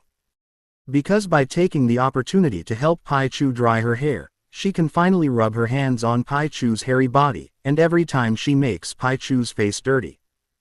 He found that this woman was greedy for his body, which was too much. If the identity is reversed, he will definitely have to pay it back 100 times. After drying his body, Pichu's body felt faintly swollen in a small circle. However, Pichu didn't care, shook off CL's claws, and staggered back to his room. As for the hair on the body that has swelled due to the hair dryer, it will return to its original state when you click it later. After returning to the room, Pichu rubbed his hand on his cheek. Cracking sound. A golden arc of lightning leapt out of the capsule, and Pichu was enveloped in electric light. After undergoing electrotherapy, the swollen Pichu returned to its original state. Then plugged in the wire, returned to the bed, held the other end with his left hand, and sat down on the pillow at the head of the bed, swiping his right hand on the screen of the tablet that Hill had placed. There are only two things to do next. One is devouring electricity, and the other is surfing the web. As for the bull-headed horse noodles that might be interesting to him, Pichu believes that Nick Fury's boiled egg will solve most of the problem for him, and if it can't be solved, let them all come. His 100,000-volt electrotherapy is on the move. Meanwhile, when Hill returned to his room, he immediately logged into SHIELD's internal network and established an independent connection with Nick Fury to discuss a series of events today. For example, the information on Pichu is improved and supplemented, and there is also a follow-up on the Hulk, Abomination, and the military. Of course, these things have nothing to do with Pichu for the time being. Now all Pichu has to do is continue to devour the electricity, and then become stronger again. Author's note: thanks to the 100-point reminder of the Unreal Realm, and the monthly pass of ***. Closing parenthesis. Marvel. Starting with Pichu, Chapter 38. Time flies. A month later. Just when Pichu was still staying at home and honestly devouring electricity, Nick Fury suddenly came to the door. Villa room. Pichu sat on the bed, with a tablet in front of him that sat vertically on a shelf. Nick Fury, on the other hand, was standing by the bed. He was still dressed in the same outfit, a black undershirt and a black fur coat. Pichu even wondered if he hadn't changed his clothes before. So Pichu also asked Hill secretly. It's not that Nick Fury hasn't changed his clothes, it's that Nick Fury's daily outfit is basically the same, so it creates the illusion that he wears the same clothes all day long. In addition to black fur coats, there are also black plain coats. As for why Nick Fury likes black so much, maybe he thinks it goes well with his skin tone, or maybe it's that black doesn't look dirty. In this regard, Hill said that he did not feel anything wrong. Because her SHIELD uniform is also black, and there are many sets. After all, it's not an ordinary person, and most of the time, it's basically a uniform. What are you doing, Pikachu? Seeing Nick Fury staring at him with one eye, Pichu rubbed his face with his right hand, looking confused. Nick Fury arrived without advance notice. So he didn't know what this guy's purpose was. Ahem, that Pichu, I'm going to take you to meet your old friend today. Nick Fury's expression returned to normal, and he looked at Pichu with a dry cough. Huh, old friend. Hearing this, Pichu still looked confused. I'm a traverser. There's an old fart here. And how did Nick Fury feel that something was wrong with the tone of his voice? Could it be some conspiracy? So Pichu turned off the movie that was playing on the tablet, opened the document and finished typing, and twisted the tablet's screen to Nick Fury. What are you talking about? Why can't I understand? Seeing Pichu's words, the corners of Nick Fury's mouth twitched slightly. At the same time, the thoughts in my heart were even firmer. So he said, okay, you'll know when you get there, I'll wait for you outside. Quote. With that, as if he didn't want to see Pichu again, Nick Fury turned and left the room. Tisk, it's still mysterious. Quote. Seeing this, Pichu pursed his lips slightly, but he still planned to go with him. After all, you have to give Nick Fury a little face, right? In the past month or so, Pichu has indeed not found any information related to him on the internet, which shows that SHIELD is still doing a very good job in this regard. So, turning off the tablet, Pichu jumped out of bed and pulled out the wire. He wanted to see which old friend it was. At this time, Seal walked in, smiled at Pichu, and then took the tablet in his left hand, and walked outside with his right hand holding Pichu. Little Geo stepped on Ciel's arm, his head leaning against a soft spot, and Pichu looked ahead in a daze. Come to Nick Fury's exclusive car. Nick Fury looked at Pichu, who was sitting on Hill's lap and leaning against her, pressed the button on the steering wheel, and the car started to drive automatically. Turning his head to look at Nick Fury, Pickle was typing on his tablet. Then he yelled at Nick Fury, who was staring ahead. Boiled eggs, look here, pick up. Quote. Nick Fury turned his head. Hey, boiled eggs, let's make a deal. You tell me who that old friend you said is, and I'll tell you a big secret too. When Nick Fury saw Pichu's words, his eyes narrowed slightly, and he looked at Pichu thoughtfully and said, You can think about it, you tell me the secret first. Quote. Now, Pichu is more than just a magical creature in his heart. He was sure that Pichu definitely had some secrets on him. Although he was very curious about this secret, after hesitating again and again, he still chose to suppress his curiosity in his heart and let himself try not to spy on Pichu's secret. His instincts then told him that it was definitely better to be friends with Pichu than enemies. Even if Pichu is just a strange rat-like creature capable of absorbing electricity and discharging. Well, the mouth is still very old, and I don't know how to respect people at all. Pichu continued typing. You're thinking about Peach, I can't trust you, braised egg, you say it first and then I'll talk about it. Quote. Seeing Pichu's words, Nick Fury took a deep breath, turned his head to look ahead, and didn't say a word. I have to say that Pichu really made him feel like he was facing Tony's guy. Seeing that Nick Fury ignored himself, Pichu rubbed his cheek with his right hand, and then typed on the tablet. Hey, you are talking, I dare to say that you know my secret, you will definitely be shocked. Quote. Silence. Nick Fury's expression remained unchanged, and he seemed to be concentrating on driving, adhering to the principle of not talking to passengers while driving, and he didn't even turn his head to look at Pichu. Although the car is completely autonomous, it has nothing to do with him. Hill then relayed Pichota's words to Nick Fury. Hearing this, he was silent on the surface, but Nick Fury was secretly thinking in his heart, guessing that Pichu's words had some credibility. What kind of secret does he know that he will definitely be shocked? Alien invasion. The end of the world. Tisk, forget it. Quote. Seeing Nick Fury like this, Pichu pursed his lips, then leaned in front of Hill behind him, and after finding a position, he closed his eyes and began to recuperate.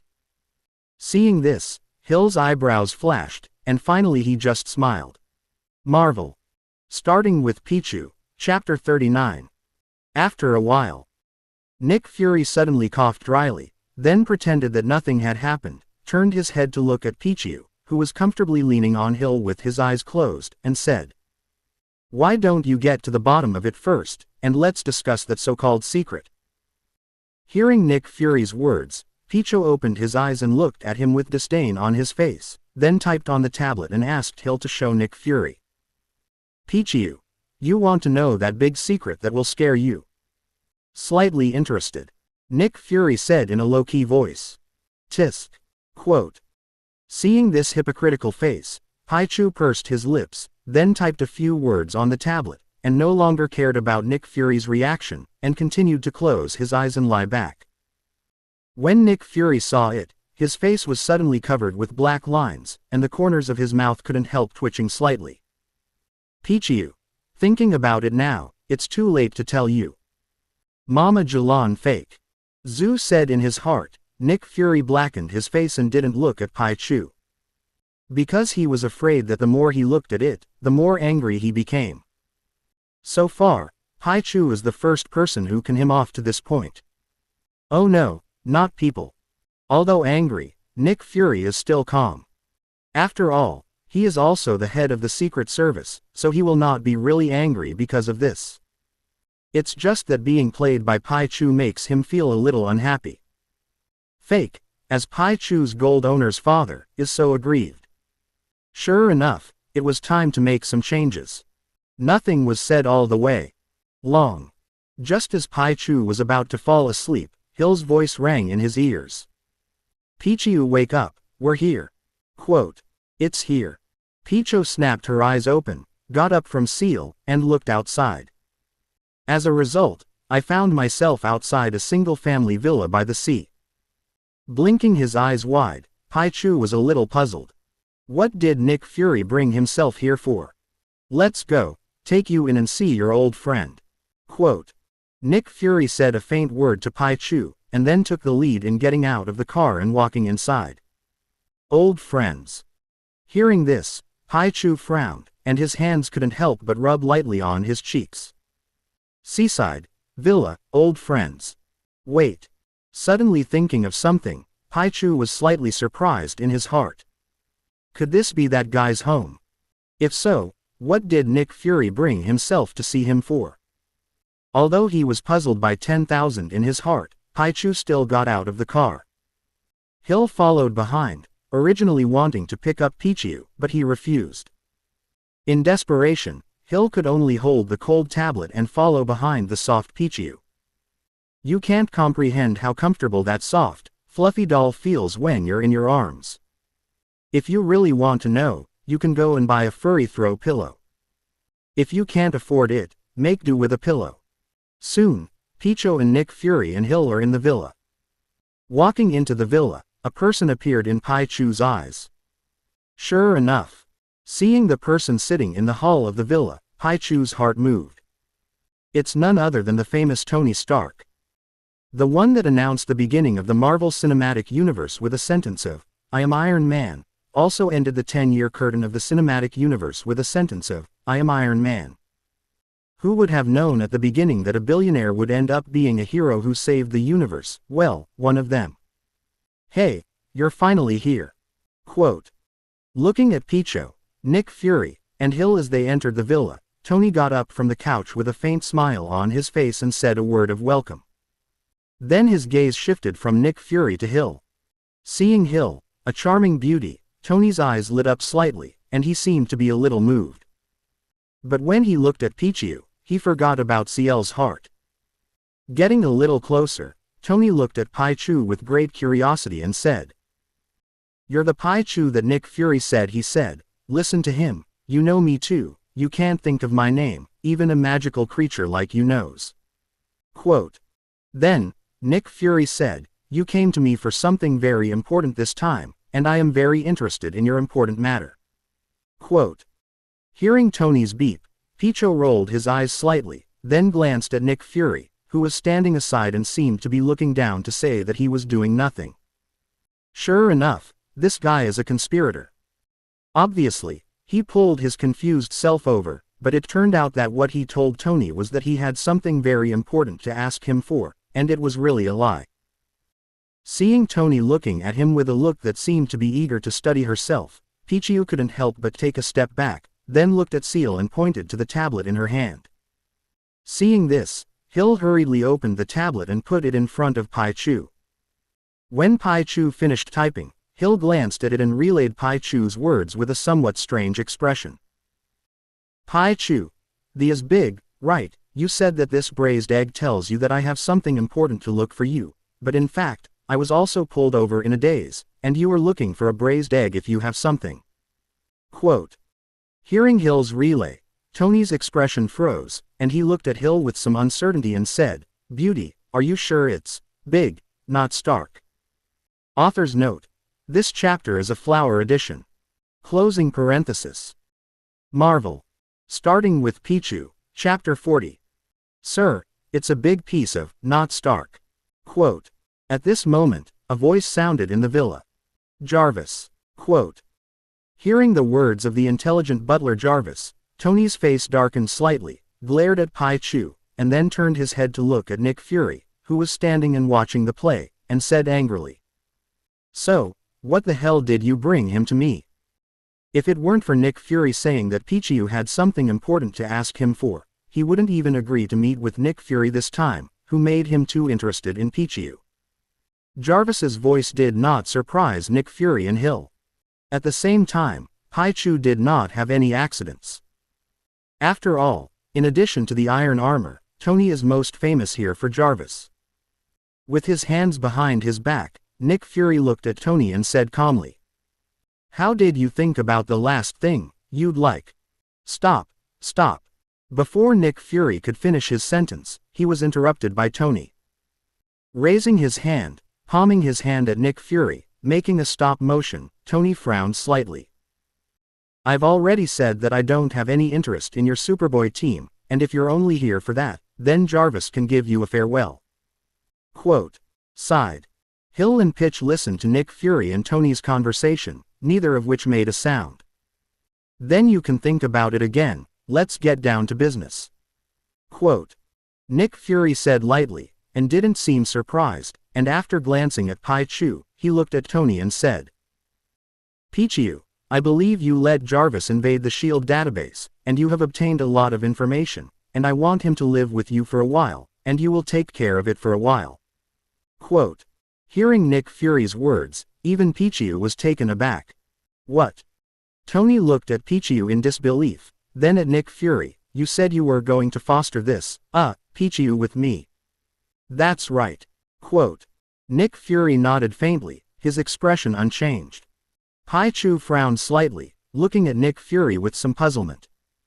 "Why does this guy change places for himself if he is so good? Is he planning something?" Thinking of this, Pichu couldn't help but squint at Nick Fury, rubbing his hands on his cheeks, and golden arcs of electricity were excited from the electrical sac and pulsed on his hands. "Say the reason." Tony looked at Pichu, who was rubbing his hands with electric arcs, and after a moment of silence, he looked at Nick Fury, clasped his hands to his chest, and looked closely at Nick Fury's right eye. It happened suddenly, and he wasn't a fool. And after knowing Nick Fury's identity, he didn't believe that Nick Fury's purpose would be so simple. Ever since Pichu made a move on Broadway, SHIELD has been wiping Pichu's ass and deleting all kinds of information about Pichu on the internet.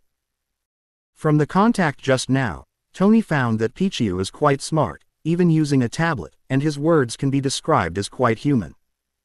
Maybe it's some kind of biomodification weapon that SHIELD secretly created.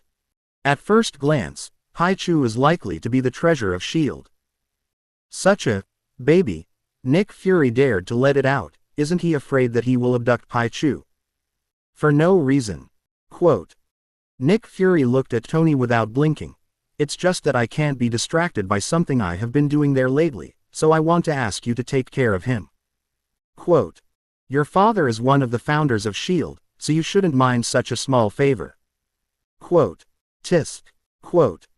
Hearing Nick Fury's words, Tony subconsciously pursed his lips, looked at Pichu and was silent for a moment before looking at Nick Fury and narrowing his eyes and saying, "In that case, then leave him with me for the time being."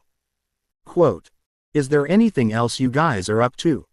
After saying that, Tony looked at Nick Fury and Hill with his hands in his hands. Obviously, he meant to send off guests. It's okay for the time being. Quote.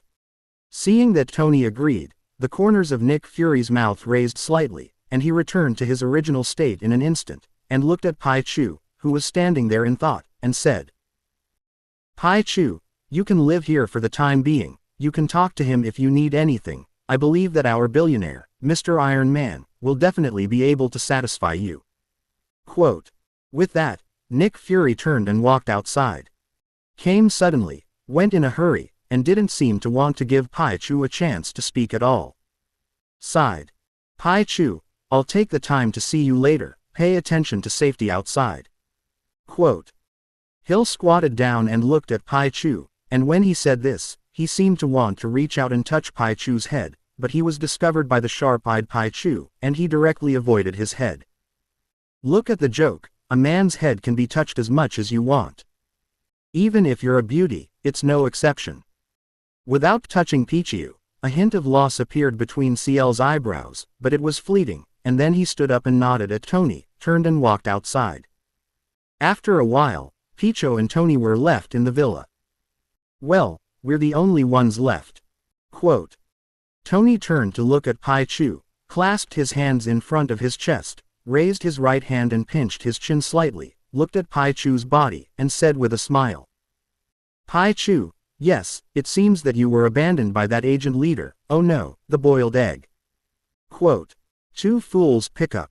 Rolling her eyes at Tony, Pichu came over to the tablet that Hill had placed aside and began typing. He had already vaguely guessed Nick Fury's purpose. Author's note. Thank you for the reward of old things, and the reminder of carving knife. Closing parenthesis. Marvel. Starting with Pichu, Chapter 42. I don't know what that means, but Pichu, you can stay with Stark at ease, you can mention anything you need to him, I believe he will not refuse. Quote. With a faint smile on his face, Nick Fury replied to Pichu. Seeing this, Hill on the side couldn't help but roll his eyes slightly. Of course, she didn't have a problem with Nick Fury's arrangement. Although she also wants to see Pichu every day, this does not prevent her from doing her right thing. S.H.I.E.L.D. opened a new project.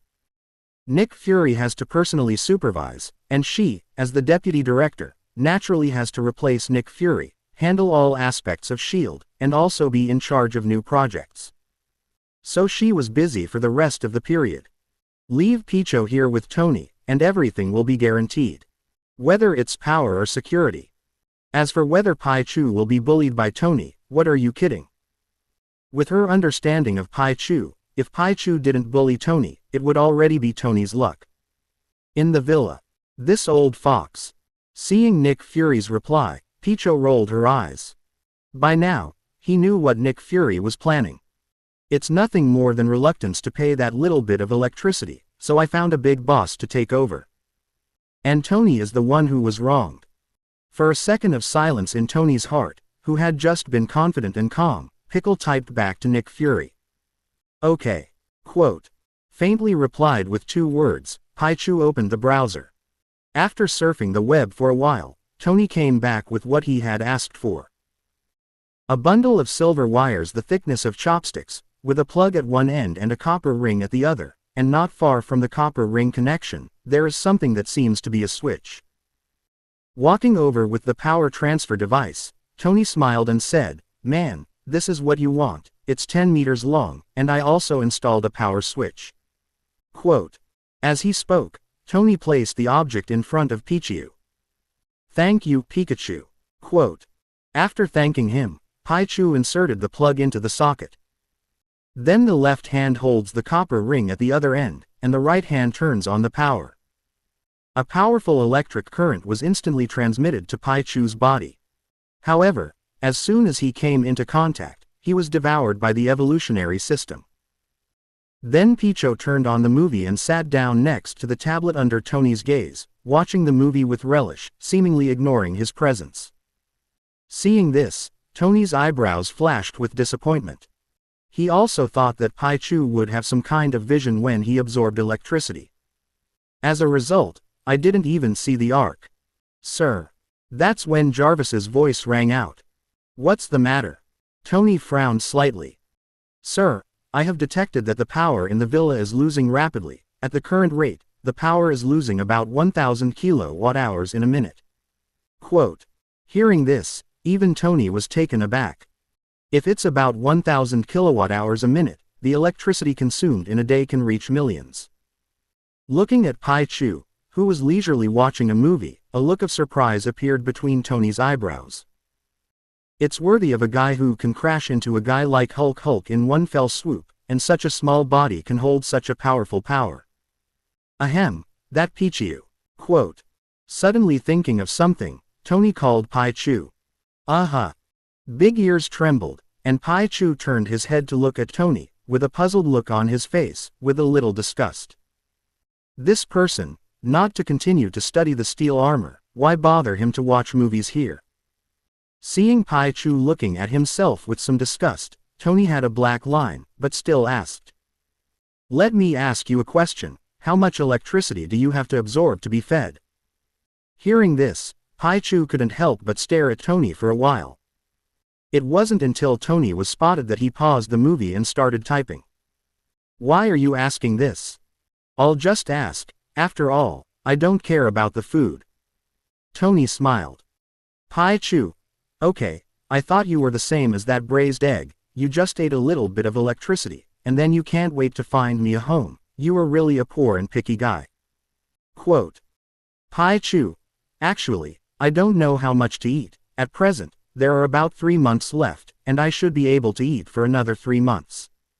Quote. 3 months. Hearing this, Tony's heart moved. Jarvis, calculate how much electricity Pichu will be able to use in 3 months at this rate. At this time, Tony suddenly had a bad premonition in his heart. Jarvis. Okay, sir, please wait a minute. Quote. Seeing this, the corners of Pichu's mouth raised, and he smiled evilly, and then returned to his innocent appearance, opened the movie and continued to watch it as if no one was around. After a while. Jarvis. Sir, at the current rate of absorption, based on the current absorption rate of Pichu, calculated on the basis of 30 days in a month, the electricity used in 3 months will reach 129.6 million. Quote. Hearing this huge data, Tony couldn't help but curse in his heart. That's right, it's Nick Fury who scolds. Sure enough, this guy didn't look for him with any good things. With a scolding sentence, Tony regained his composure. Isn't it just 129.6 million kilowatt-hours of electricity, so there's no need to make a fuss. Anyway, it's only a few tens of thousands of dollars in 3 months. Tens of thousands of dollars is a drop in the bucket for a billionaire like him. He doesn't know how much he has to pay every year in taxes.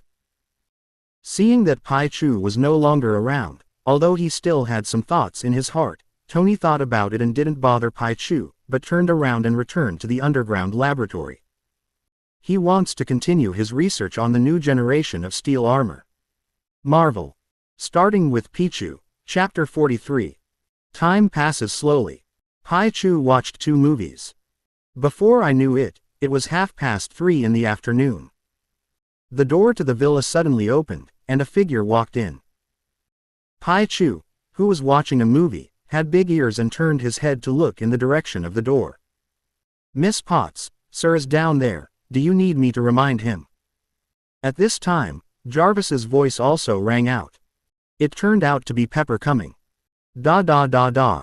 Crisp heels footsteps sounded. Pepper's voice rang out. Jarvis, Tony, has he eaten? Nope. Quote. Jarvis is quite honest. Please, Jarvis, tell him I'm coming. Quote. Pepper's voice rang out with some annoyance. Jarvis.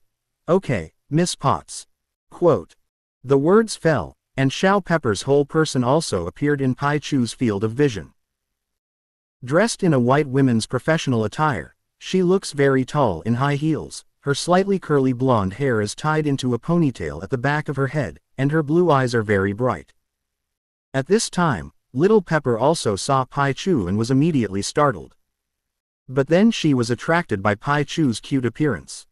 With a hairy body and big eyes, the lethality is simply not too great. Pichu glanced at Shao Pepper a few times, and then stopped paying attention to her. What the hell is this creature? Is it a mouse? Not quite right, how can a mouse be so big and so cute? It feels like a creature in a painting. Quote. Little Pepper stood there looking at Pichu, not daring to approach without permission, but questions rose in her heart. Potts. Quote. At this moment, Tony's voice rang out. Seeing Tony coming out, Pepper hurriedly trotted to Tony's side, pointed to Pichu, who was watching a movie, and said, What kind of creature is that? Why is it here? That's Pichu. Quote. Tony glanced at Pichu, then looked at Pepper and said with a smile, I don't know what kind of creature it is, it's a person who entrusted me to take care of it, so you can treat him as a mouse. Quote. Pichu, mouse, is it really a mouse? Hearing this, Shao Pepper couldn't help but take a look at Pichu, muttered in a low voice, and then looked at Tony and frowned slightly. Didn't you eat again today? Tony was stunned for a moment, then smiled and said, I forgot, I really forgot. Quote. Go sit over there and wait for me for a while. Pepper pointed to the couch not far away, said to Tony, and walked towards the kitchen. Okay. Quote. Tony answered, but instead of sitting, he came to Pichu's side. Didn't speak, just stared at Pichu. Being stared at by Tony, Pichu, who was watching a movie, only felt uncomfortable for a while. So he paused the movie and said to Tony, "Didn't you be told to sit and look at what you were looking at here? Didn't you know that it was very rude to stare at others all the time?" Of course, in Tony's ears, it's, pick up, Pikachu. Quote question mark. Tony, who didn't understand at all, had a headache, and was already wondering if he wanted to get a language translator that could translate Pichu's language. Otherwise, he was afraid that Pichu would scold him in front of him, and he was stupid not to know. Helpless, Tony could only point to the tablet, and then said to Pichu, "Typing, please type, I don't understand what you are doing at all." Quote. As a result, Pichu could only type. Jarvis was quick to paraphrase after Pichu finished typing. "Pichu, your daughter-in-law told you to sit over there, can you be obedient? Don't come over and disturb me watching the movie, okay? You staring at me like this will make me suspect that you have any intentions for me." Quote. What? Hearing Jarvis's relay, Tony's expression changed, and he couldn't help but look in the direction of the kitchen. Pepper, who was in the kitchen, frowned slightly when she heard Jarvis's voice, and came to the door to look out, just in time to meet Tony's eyes. It's okay. Quote. Seeing Pepper, Tony smiled a little awkwardly. Pepper glanced at Tony in disbelief, then looked at Pichu on the floor, and turned back to the kitchen without saying anything. But for Jarvis's words just now, she was thoughtful in her heart. Tisk, grind, chirp. Quote. And Pichu couldn't help but shake his head when he saw this scene. You say this Tony, a playboy, is comfortable with other women. Why can't you get to Pepper? Is this love? I'm full of sour love. What did you mean just now? Glaring at Pichu slightly, Tony lowered his voice slightly angrily and said, I don't have anything with Potts now, we have a pure relationship between superiors and subordinates, don't talk nonsense. Quote. It's hard-mouthed. Quote. Pichu looked at Tony with disdain, then typed on the tablet. Quote exclamation mark. Quote. Seeing that Pichu was typing again, for fear that Pichu would speak amazingly again, Tony hurriedly said, Jarvis, don't paraphrase, I'll see it myself. Quote. Jarvis. Yes, sir. Quote. When Pichu typed and stood to the side, Tony immediately picked up the tablet and looked at it. Author's note. This book is now close to the conditions for the shelves, and it is likely that it will be on the shelves next week. If the book doesn't get good results on the shelves, I will give up the idea of working full-time for the time being, and think about going to work after the epidemic, and I hope you will support it. Marvel. Starting with Pichu, Chapter 44. What's hard-mouthed? Not now. Does that mean there will be in the future? Do you dare to admit that you don't have any thoughts about Shaula, oh no, about Potts? Do you dare to say it? Do you dare to say to Potts that I don't mean anything to you? I don't have to guess, I'm even sure you don't. Quote.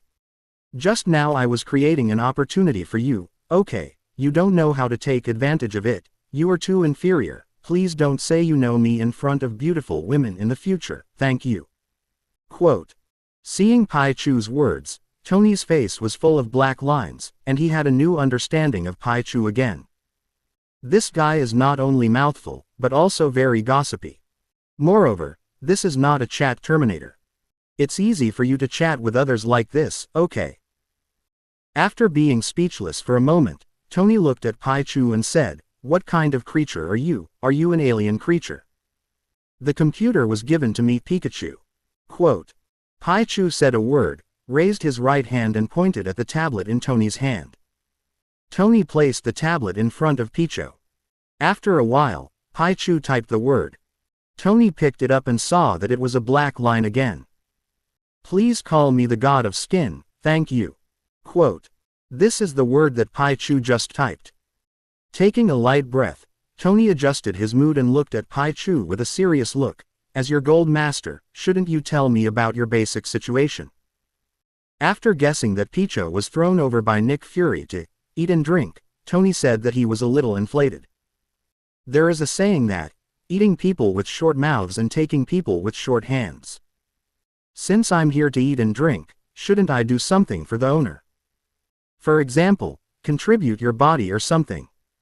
Seeing Tony looking at him with a look of curiosity, as if he had an intention for his body, Pichu glanced at him squintly, and rubbed his right hand on the electrical bag on his cheek. Cracking sound. A terrifying golden arc of lightning suddenly jumped out. Tony, who had been looking at Pichu, was startled and subconsciously took a step back. He thought that if he asked Pichu for information, he would be attacked by Pichu. However, after Pichu rubbed the electrical bag, he started typing on the tablet. Pichu, don't be afraid, I'm very kind. It seems that you are full of face. I will quietly tell you a little information about me. You must know that this is not even the boiled egg. How about it, moved? Seeing Pichu's words, Tony pulled the corners of his mouth, smiled stiffly, and then said to Pichu. In that case, let's talk about it. I'm very impressed. Quote. Pichu nodded at Tony with relief before he began typing. Pichu typed while Tony stood by and watched. Pichu. On a continent called the continent of Arid, there is a supreme area called the Eternal Land, and there is a treasure in the Eternal Land called the Holy Grail, and it is said that the Holy Grail can grant all wishes, so countless people want to get the Holy Grail. Quote. When he saw this, a hint of anticipation appeared between Tony's eyebrows. Pichu. The races of weirdos, elves, witches, dragons, and gods are also involved in this war for the Holy Grail, and the major races have come to Hakoba to fight for the Holy Grail in a game way. Quote. Seeing this, Tony frowned slightly. In this war, there are major advantages with the professions of brave, trainer, hero, and god slayer, and they. Stop, stop, stop. Finally, seeing this, Tony's face was as black as ink and interrupted Pichu, who wanted to continue typing. After a pause, Pichu looked at Tony with wide eyes and a puzzled expression. That puzzled look seemed to say, why are you interrupting me? Tony looked at Pichu with a black line on his face, gritted his teeth slightly, and said. Fact, do you think I'm stupid? Are you making up a novel or what kind of script? And you say so much, does it have anything to do with you? Or do you want to say that you are the embodiment of the Holy Grail, and as long as you get your approval, you can get a chance to make a wish? That's why you asked me to call you the God of Skin. What are you in a hurry? Are you talking after reading it Pika Pika, Pikachu? Looking at the anxious Tony, Pichu looked at him with disdain, speaking in Pi language that he didn't understand, and at the same time typing this sentence out in the document. Tony. Okay. You fight. You keep fighting, I'll see what you say later. Quote. Tony, who was speechless, clasped his hands in front of him, and shook his right hand to look at Pichu. Pichu pursed his lips disdainfully, and then continued typing.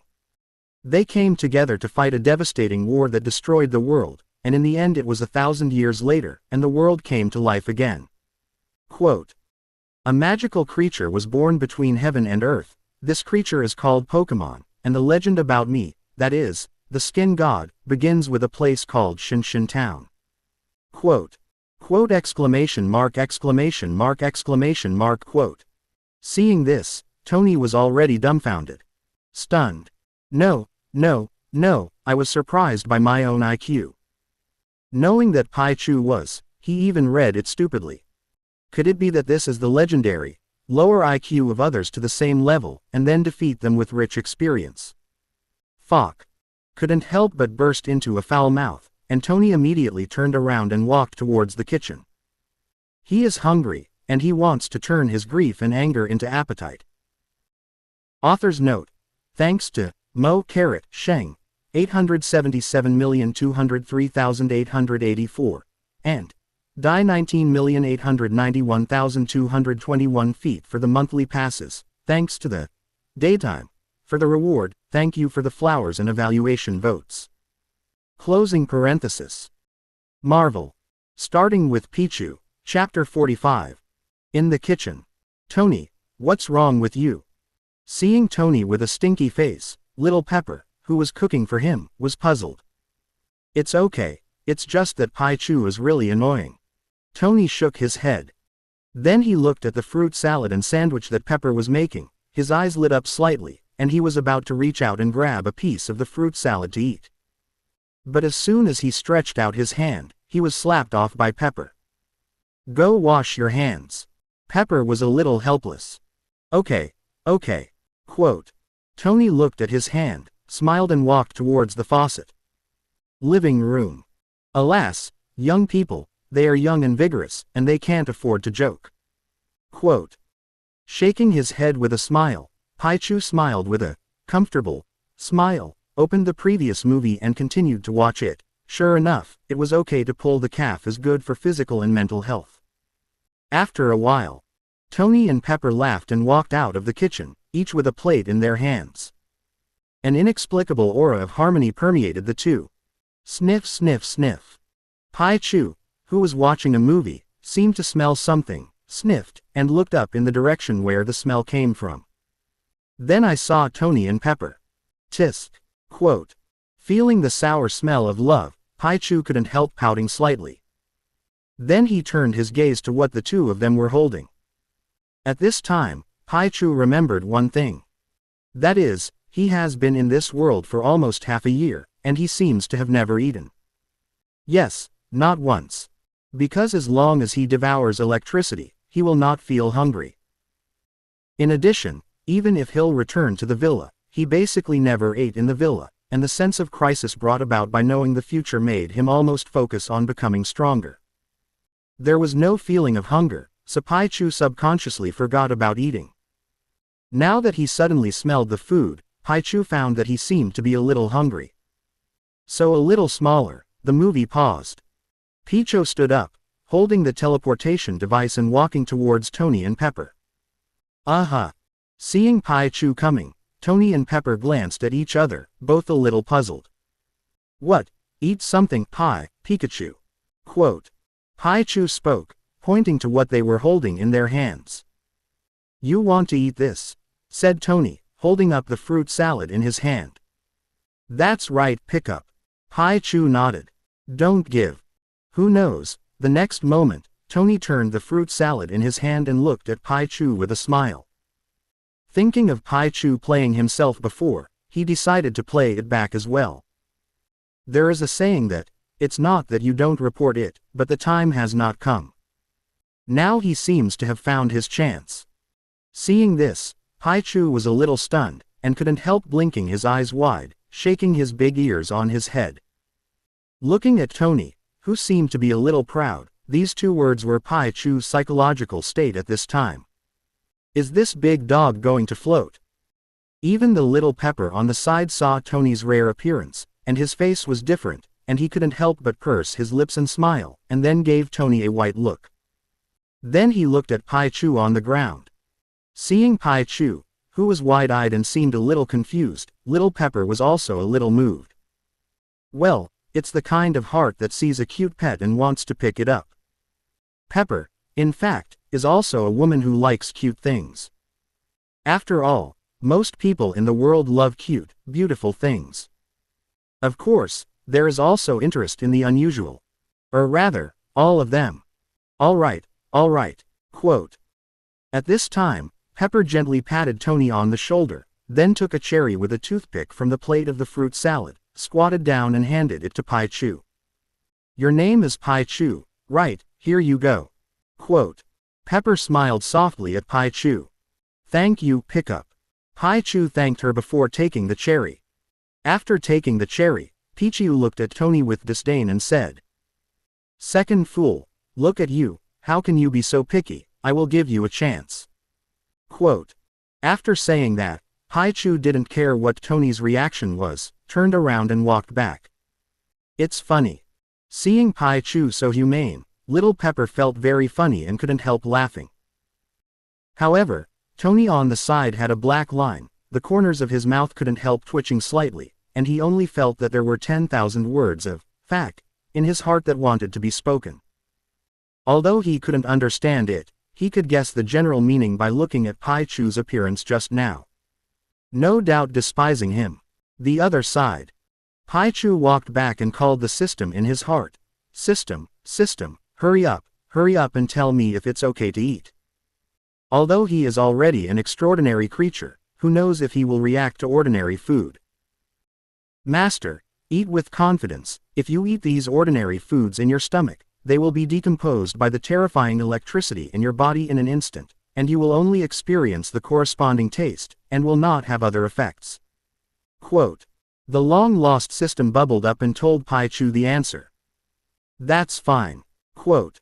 Hearing this, Pichu was in a good mood. Doesn't this mean that he can eat whatever he wants in the future? As for whether he has enough to eat or not, he hasn't been hungry until now. Who cares about this? When you eat food, you must eat the taste, and what you eat is the feeling. In a good mood, Pichu bit off half of the cherry. Wow, it's delicious. Author's note. This chapter is a flower edition. Thanks to the monthly passes of Strange Thieves and 236,492,936. Thank you for the tip, thank you. I applied for a recommendation the day before yesterday. It seems to be the latest signing recommendation that doesn't matter. I don't know if it's on. Closing parenthesis. Marvel. Starting with Pichu, Chapter 46. Time flies.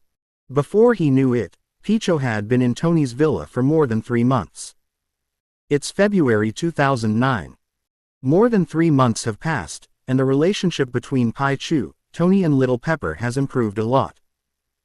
During this time in Tony's house, nothing big happened in the outside world on the surface, but secretly it must be turbulent, and everything is progressing step by step.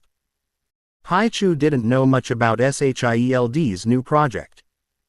In the past 3 months, Hill has come to the villa to see Pichu once in about half a month.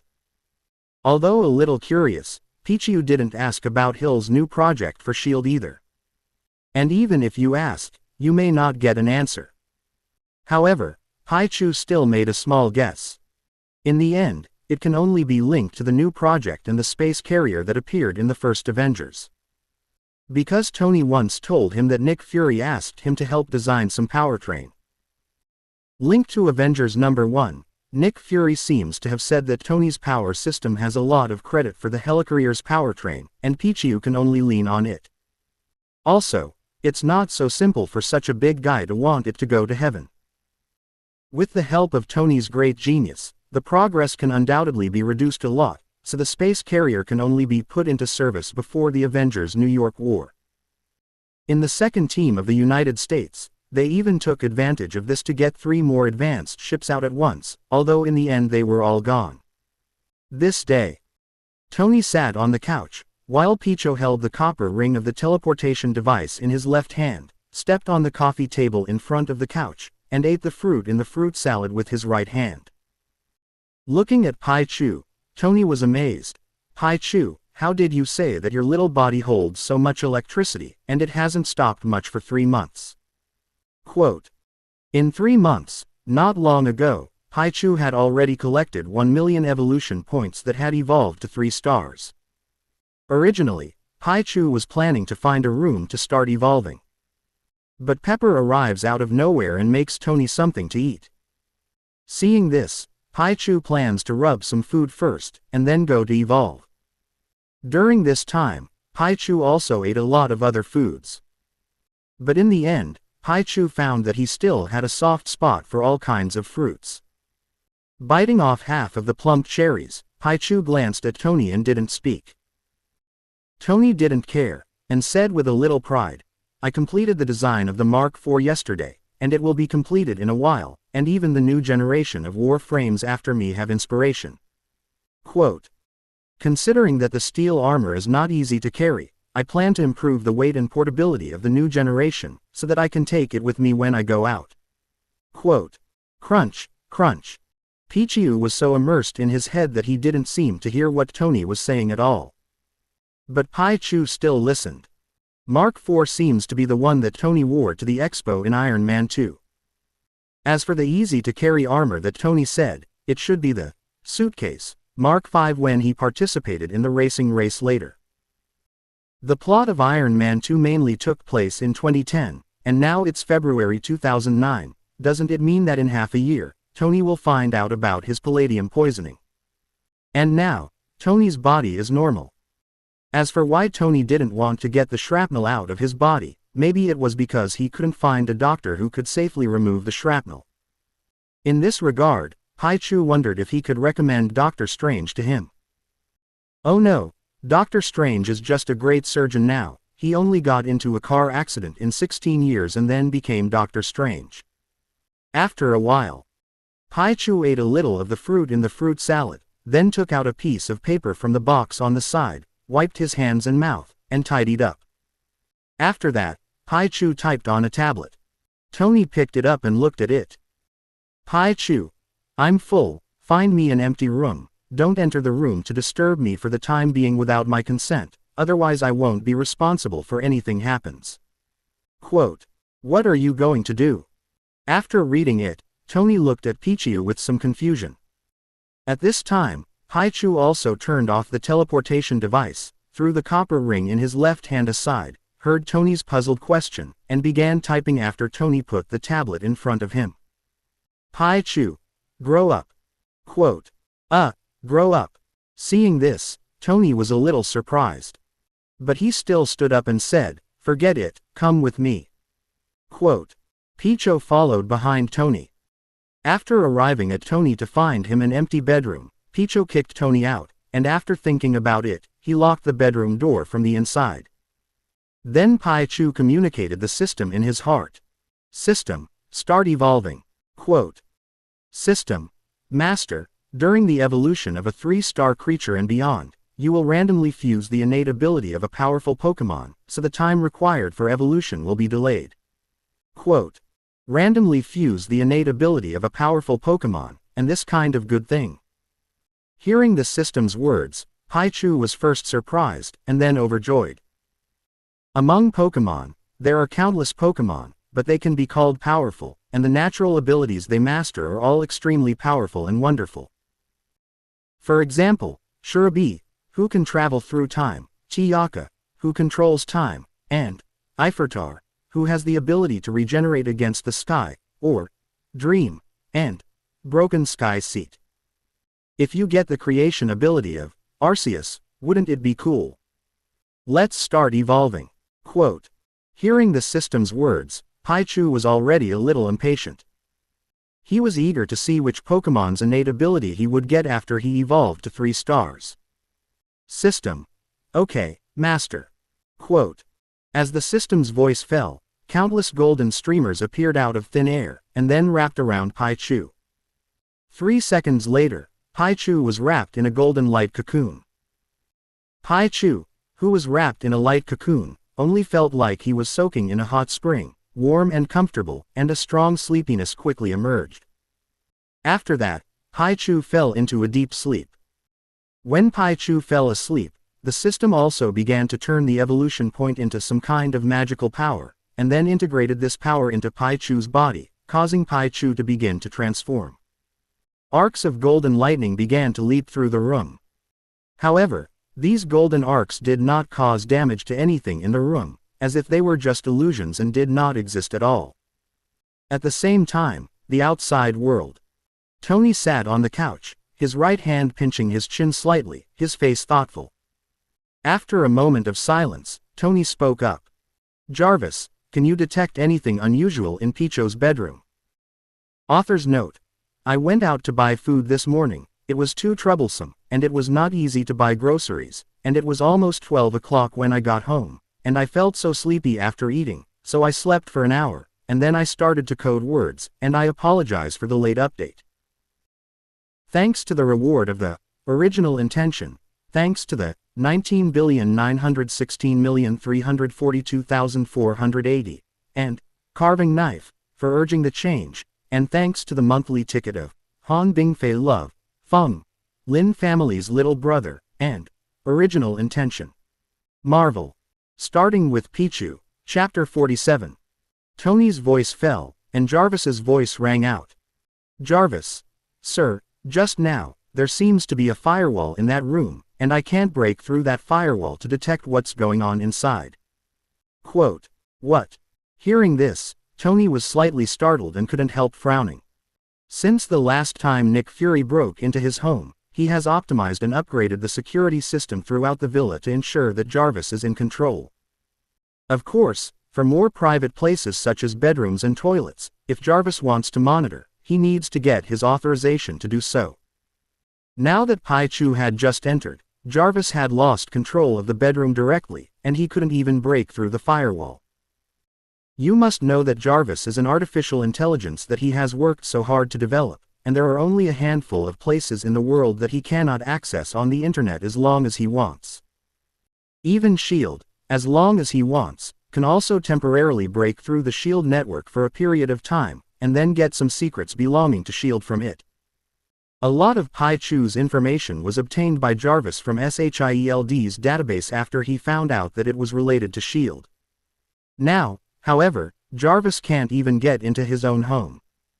This makes Tony curious about what's going on in the room. But thinking of Pichu's advice, he still couldn't hold back his curiosity. After all, Pichu must be doing something very private, and he didn't want to make Pichu angry. Before, he wanted to see how strong Pichu really was, and Pichu also satisfied his curiosity. Just a golden lightning bolt the thickness of a thumb blasted a large section of the trunk of a large tree thicker than the mouth of a bowl into black slag.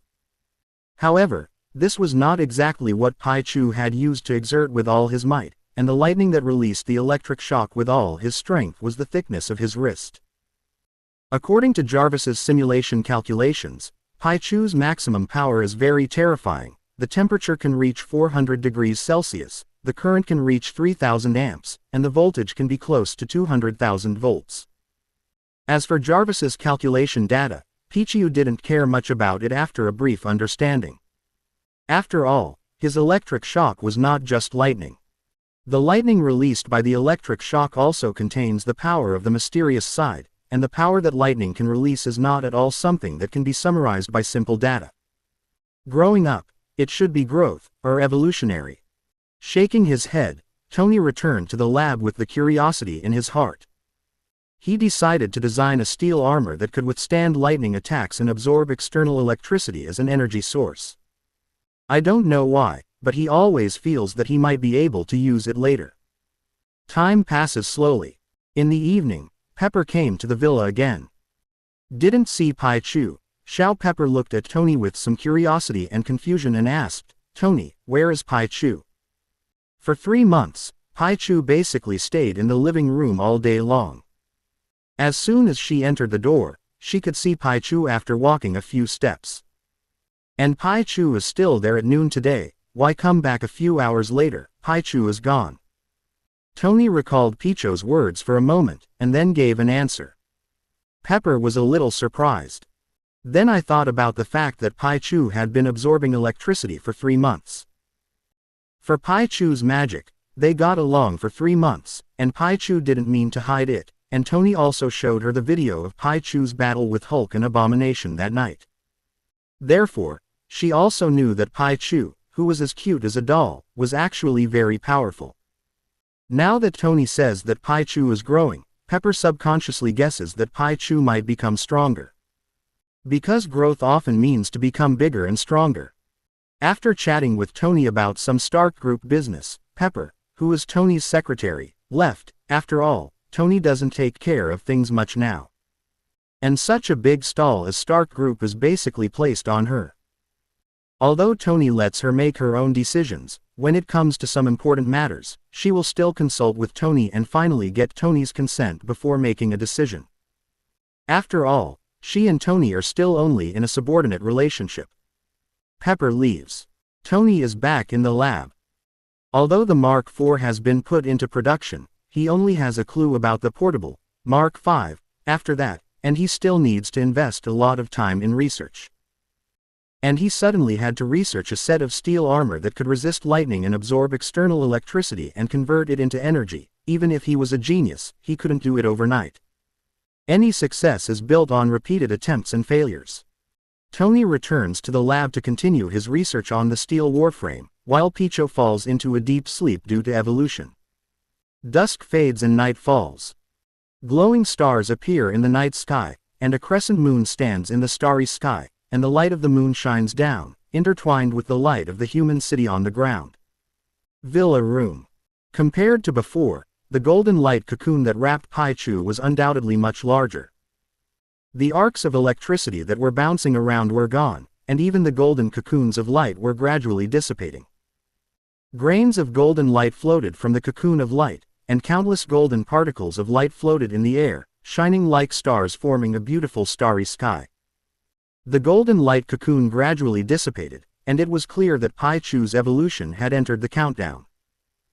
Author's note: thank you for the monthly pass of 1,042,871,544. Thank you for the tip of Kikwan Junai, thank you. Regarding the Pokemon ability of the protagonist to evolve and merge after 3 stars, I posted in the book review area, and everyone can post any suggestions in it, and I will choose some of them according to the situation. Closing parenthesis. Marvel. Starting with Pichu, Chapter 48. About 10 minutes passed. The light cocoon that enveloped Pichu had all turned into golden light particles and floated into the air. With the disappearance of the light cocoon, it also announces the end of evolution. The sleeping Pichu slowly regained his senses. When Pichu opened his eyes, an invisible force carried Pichu back to the ground.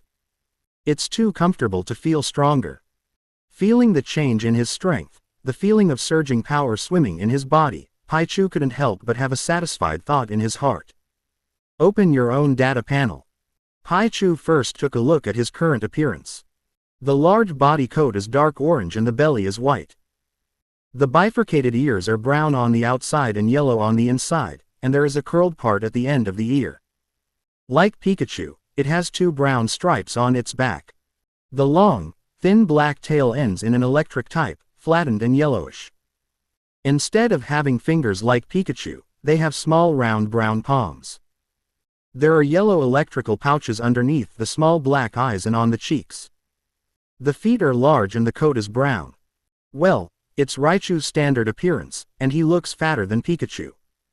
After seeing what he looks like now, Pichu looked at his own data. Name: Pichu. Gender: male. Sign: category: rat Pokemon. Rating: 3 stars. Raichu. Attributes: electrical. Height: 0.8 m.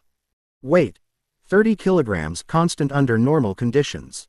Skills: electric shock, coquettishness, high-speed movement, electric flash, 100,000 volts, destruction of dead light, electromagnetic floating, form transformation. Status: not evolvable, condition not met. There are 3 more skill. Looking at his 3 extra skills, Pichu rubbed his hands excitedly and began to check the effect of the skills. Destroying dead light. Gathers the lightning energy in the body and releases a beam of golden lightning rays from the mouth, which has a blasting effect, and the specific power depends on the strength of the strength. Destroying the dead light. This skill seems to be in the anime. Many Pokemon will look like it, but Pichu, Pikachu, and Raichu don't seem to know this skill. Looking at the introduction of the effect of destroying the death light skill, Pichu fell into deep thought, and felt that something seemed to be wrong. But Pichu didn't think too much about it. Do you have a powerful ability, and you still hate it? Pichu said he wouldn't, so move on to the next skill. Electromagnetic floating. Use the lightning in the body to create an invisible and independent electromagnetic force field around the body, and the external electromagnetic force to produce a repulsive effect, so that it has the ability to fly. The specific effect depends on the strength of the strength. Seeing the introduction of electromagnetic floating, Pichu couldn't help but think of Magneto in X-Men. The effect of the skill is similar to that of Magneto's flight, except that Magneto controls the Earth's magnetic field to make him fly, and this skill is to create an electromagnetic force field and use the principle of repulsion to fly. Quote: electromagnetic floating. In the game, the skill effect is, use the magnetic force generated by electricity to float in the air, can float within 5 turns, and to him, it directly becomes a flying skill. After watching electromagnetic floating, Pichu looked at the last unfamiliar skill. Form transformation. The superpower side skill, derived from the Pokemon Latias, after fusion and change, can freely switch between evolved forms, can achieve a state of stealth by controlling the refraction of light, and has the ability to transform into a human form for 3 minutes a day. Latias, it turns out that the innate ability I fused is Latias's. Seeing the introduction from the Pokemon, Latias, Pichu thought about everything. Latias, who appears in the anime, patron of the Water City, and his brother Latios are the guardians of the water drops of the heart, and the abilities shown in the movie include visual sharing, invisibility, transformation, and so on. Of course, in the anime TV, the Latias used by Inspector Joey will also use the skills Freezing Ray, Steel Wings, Dragon Wave, and Self-Regeneration. Pichu looked behind the introduction, and the skill of form transformation was obviously a new skill that systematically combined the two skills of stealth and transformation. Seeing that he could turn into a human form for 3 minutes a day, the desire to complain in Pichu's heart swelled up. 3 minutes, do you think I'm a bump man? And this time is not permanent, forget it, why don't you make it longer, the system, you tell me what I can do in 3 minutes. Ahem, master, you can actually do a lot in 3 minutes. Hearing Pichu's complaint, the system replied weakly. Pichu. Forget it, it's good to have 3 minutes, isn't it? Turning off the data panel, Pichu thought about it, used the skill, form transformation, and changed back to Pikachu form. Raichu is a bit big and inconvenient for daily movements, and it's not as cute as Pikachu. As for Pichu, it's a little smaller. So it's more appropriate for Pikachu to look like it. As for the change of form and human form, Pichu was not in a hurry to change. Because he was afraid that when he became a human, what would happen if he had no clothes on his body? This year, the red fruit is not right. Author's note. Thank you for the tip, thank you. Thank you for the reminder of 13,147,192,360 feet, thank you. Closing parenthesis. Marvel. Starting with Pichu, Chapter 49. System, how physically fit am I now? Pichu moved his body for a moment, calmed down the surging power in his body, and asked the system in his heart, although he knew that it had become dozens of times stronger, but he didn't know the specifics. System, Master, you can now engage in hand-to-hand male sign combat with the normal Hulk or Abomination by relying on your physical fitness alone. Conventional thermal weapons such as rockets cannot penetrate your defenses, and only make you feel some pain when hit on your body. Only special weapons or thermonuclear weapons can cause you fatal damage. Quote. Pichu rubbed his cheeks, frowned slightly and said suspiciously, System, why do I think there seems to be any ambiguity in what you just said? Master, you think too much, it's literal, the small ones are withdrawn first. The system said calmly, and then there was no sound, apparently already diving. Pichu. This system, why does it feel a little floating? Forget it, forget it. Shaking his head, Pichu stopped thinking about this mess. Coming to the door with small steps, Pichu jumped up and pressed a button on the door. Click, the bedroom door automatically opens a crack. Pushing open the door, Pichu walked outside. Meanwhile, in an underground laboratory, Jarvis's voice rang in Tony's ears, who was studying Mark 5. Sir, Pichu has left the room. Quote. It's finally out. Hearing Jarvis's reminder, Tony made a movement in his hand, glanced at Mark 5, who had not made much progress, and Tony put his things down and walked outside. Tony said as he walked, Jarvis, how long has Pickle been in there? Jarvis. Sir, by the time the door opened, Pichu had been in the room for 7 hours, 13 minutes, and 38 seconds. Quote. 7 hours, that's a long time. Quote. Hearing this, Tony smacked his tongue slightly, and then sped up under his feet. Soon Tony is in the living room. Then I saw Pichu standing on the sofa, with a tablet next to him. After seeing Pichu, Tony couldn't help but be a little stunned. Then he walked over with a strange look, and said as he walked. Pichu, aren't you evolving? Oh no, have you grown up? Hearing this, Pichu glanced at Tony faintly, and then typed on the tablet. He knew it as soon as he walked out of the lab door, so he wasn't surprised that he was there at this time. Tony sat down on the couch and picked it up when Pichu finished typing. Pichu. It's grown up, is there anything wrong? Looking at Pichu, Tony said with a puzzled expression. Are you sure you've grown up? How do you look the same as before? As he spoke, Tony consciously put the tablet back in place. Pichu lightly typed on it, and at the same time said in his heart. System, when will you give me the skill to speak human words? System. Don't worry about the master, once you reach 4 stars, you can speak out. Quote. Mouthful, this word is well used. Okay, got it, you dive. After getting the answer, Pichu replied lightly with emotion. System. When Pichu finished typing, Tony took it and took a look. Pichu, do you have to change when you grow up?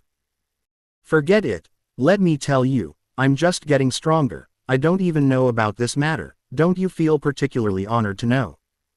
After reading, there seemed to be a black line on Tony's face. Well, mainly because of the latter sentence. Looking at Pichu, who seemed to have an expression of, you have made a lot of money, Tony couldn't help but complain in his heart. You have eaten more than 100 million kilowatt-hours of electricity from me, do I know what an honor it is for you to become stronger? Although he complained in his heart, Tony still asked with some curiosity on the surface. Pichu, how powerful are you now, can you go to heaven? Hearing this, Pichu couldn't help but stare at Tonito twice, and always felt that this guy seemed to have bad intentions. After thinking about it, Pichu typed. No, you can't. Quote. At this time, Tony suddenly pursed his lips disdainfully. I thought you could go to the sky, but it still didn't work, it seems that you can't experience the pleasure of flying like a bird in the sky. Quote. At the end of the day, Tony's eyebrows showed a slight smug look. Sure enough. Seeing Tony's proud appearance, Pichu couldn't help but raise his hands and rub his cheeks, rubbing an arc of electricity and playing with it in his hand, feeling a little helpless. After 3 months here, he has a good relationship with Tony and Pepper. Plus he likes to slap Tony when he's idle. As a result, Tony also holds back in his heart from time to time, and once he gets the opportunity, he will find a way to slap him or hit him, as if this will make him happier. After being helpless, Pichu glanced at Tony, and couldn't help but smile in his heart. If he finds out that I can fly at that time, I guess his expression will be very exciting. Quote. Thinking like this, Pichu stopped paying attention to Tony, the second fool, closed the document, opened the browser and began to surf the internet. Seeing Pichu ignoring himself, Tony suddenly thought of something and said. Pichu, what do you think we can do as a language translator? Every time I talk to you, there is a delay, and don't you feel tired typing? Marvel. Starting with Pichu, Chapter 50. Language Translator. Pichu, who was about to surf the internet, shook his hands when he heard this, and then turned his head to look at Tony, who was looking at Tony with a, I have a good idea, expression, and couldn't help but ponder for a while. Then typed. Did you make it? Seeing Pichu's words, Tony stood up with a shocked expression, looked at Pichu and said in a fuss, who do you think is standing in front of you? Do you even suspect that the famous super genius, Tony Stark, can't make a language translator? Are you from Mars? Oh no, from Neptune. Pichu. Hearing Tony's sand sculpture speech, Pichu's face was black, and he couldn't help but rub his cheeks again. He had the idea of giving him some electrotherapy. Too lazy to pay attention to him, Pichu typed. If you can do it, then you can do it. Quote. It's a real hassle to communicate with people all the time, and it's nice to have a translator. Anyway, he won't be able to speak until 4 stars. And to upgrade from 3 stars to 4 stars, the evolution points required have reached a terrifying 100 million points. That's right, it's 100 million points, a full 100 times more. If you convert it to electricity, that's 20 billion kilowatt-hours of electricity. Now, the system can absorb 10,000 more electricity per minute. That's right, the absorption efficiency has only increased by a factor of 10, which is simply outrageous. 10,000 kilowatt-hours of electricity a minute is 14.4 million kilowatt-hours of electricity a day. A month of 30 days is 432 million kilowatt-hours of electricity. It takes at least 46 months to collect 100 million evolution points, which is nearly 4 years. It's 2009, and it will take nearly 4 years, and it will take almost 2013 to collect 100 million evolution points to evolve to 4 stars.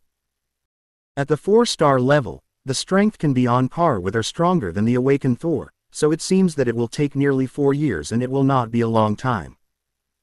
After all, the awakened Thor, with the blessing of Thor's power, can resist the energy impact of a small star, although it is almost cold, but it can also be seen that he is powerful. However, thinking of the New York War in 2012, Pichu felt a little helpless. It would be nice if it could be upgraded to 4 stars before the New York War.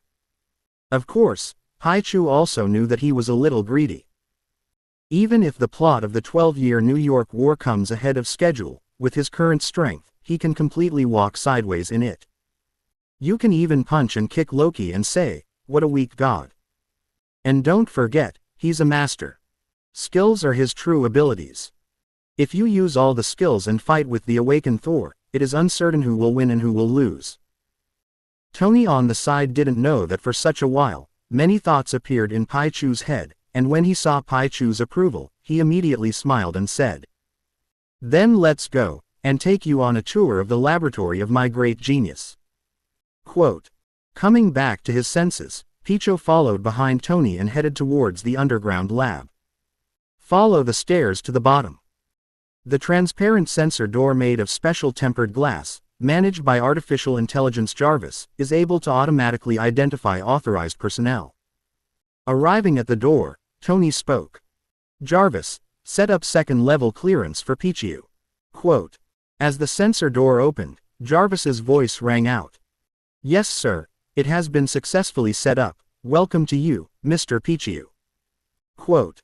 During the previous chat, Pichu had told Tony that he was a man. Hearing the voices of Tony and Jarvis, Pichu, who was following behind, couldn't help but look sideways slightly. Set up second-level permissions, which means that he can come and go here as he pleases in the future. What does this mean? This shows that Tony really regards him as a friend. I have to say that Tony did this, and Pichu was still a little moved in his heart. Tony didn't know the little emotion in Pichu's heart, and said as he entered the laboratory. "Jarvis, push back the Mark V Warframe plan, create a new plan, name it Pi language, and then analyze Pichu's voice and calculate the production of an instant conversational language translator." Quote. Jarvis. "Okay sir, we're starting to analyze and calculate, and expect to have a plan in 12 hours. Quote. 12 hours, so long. Tony was a little surprised when he heard this. Jarvis.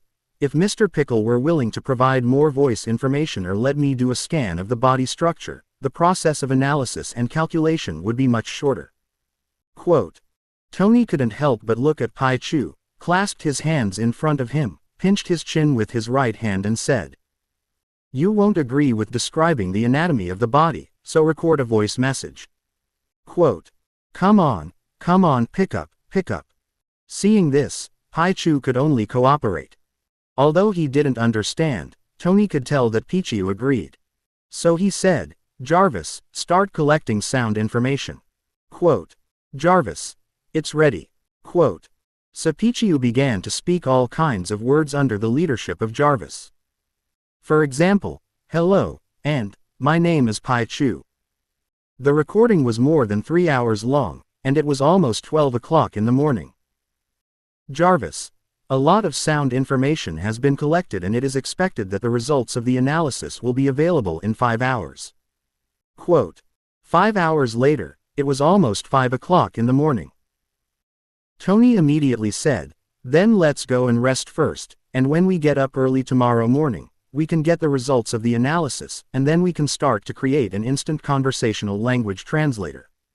Quote. Of course, Pichu has no opinion on this. So Tony went back to the master bedroom for a long time to go to bed, and Pickle went back to the living room to hold the copper ring of the power transmission device, turn on the power switch and continue to absorb electricity.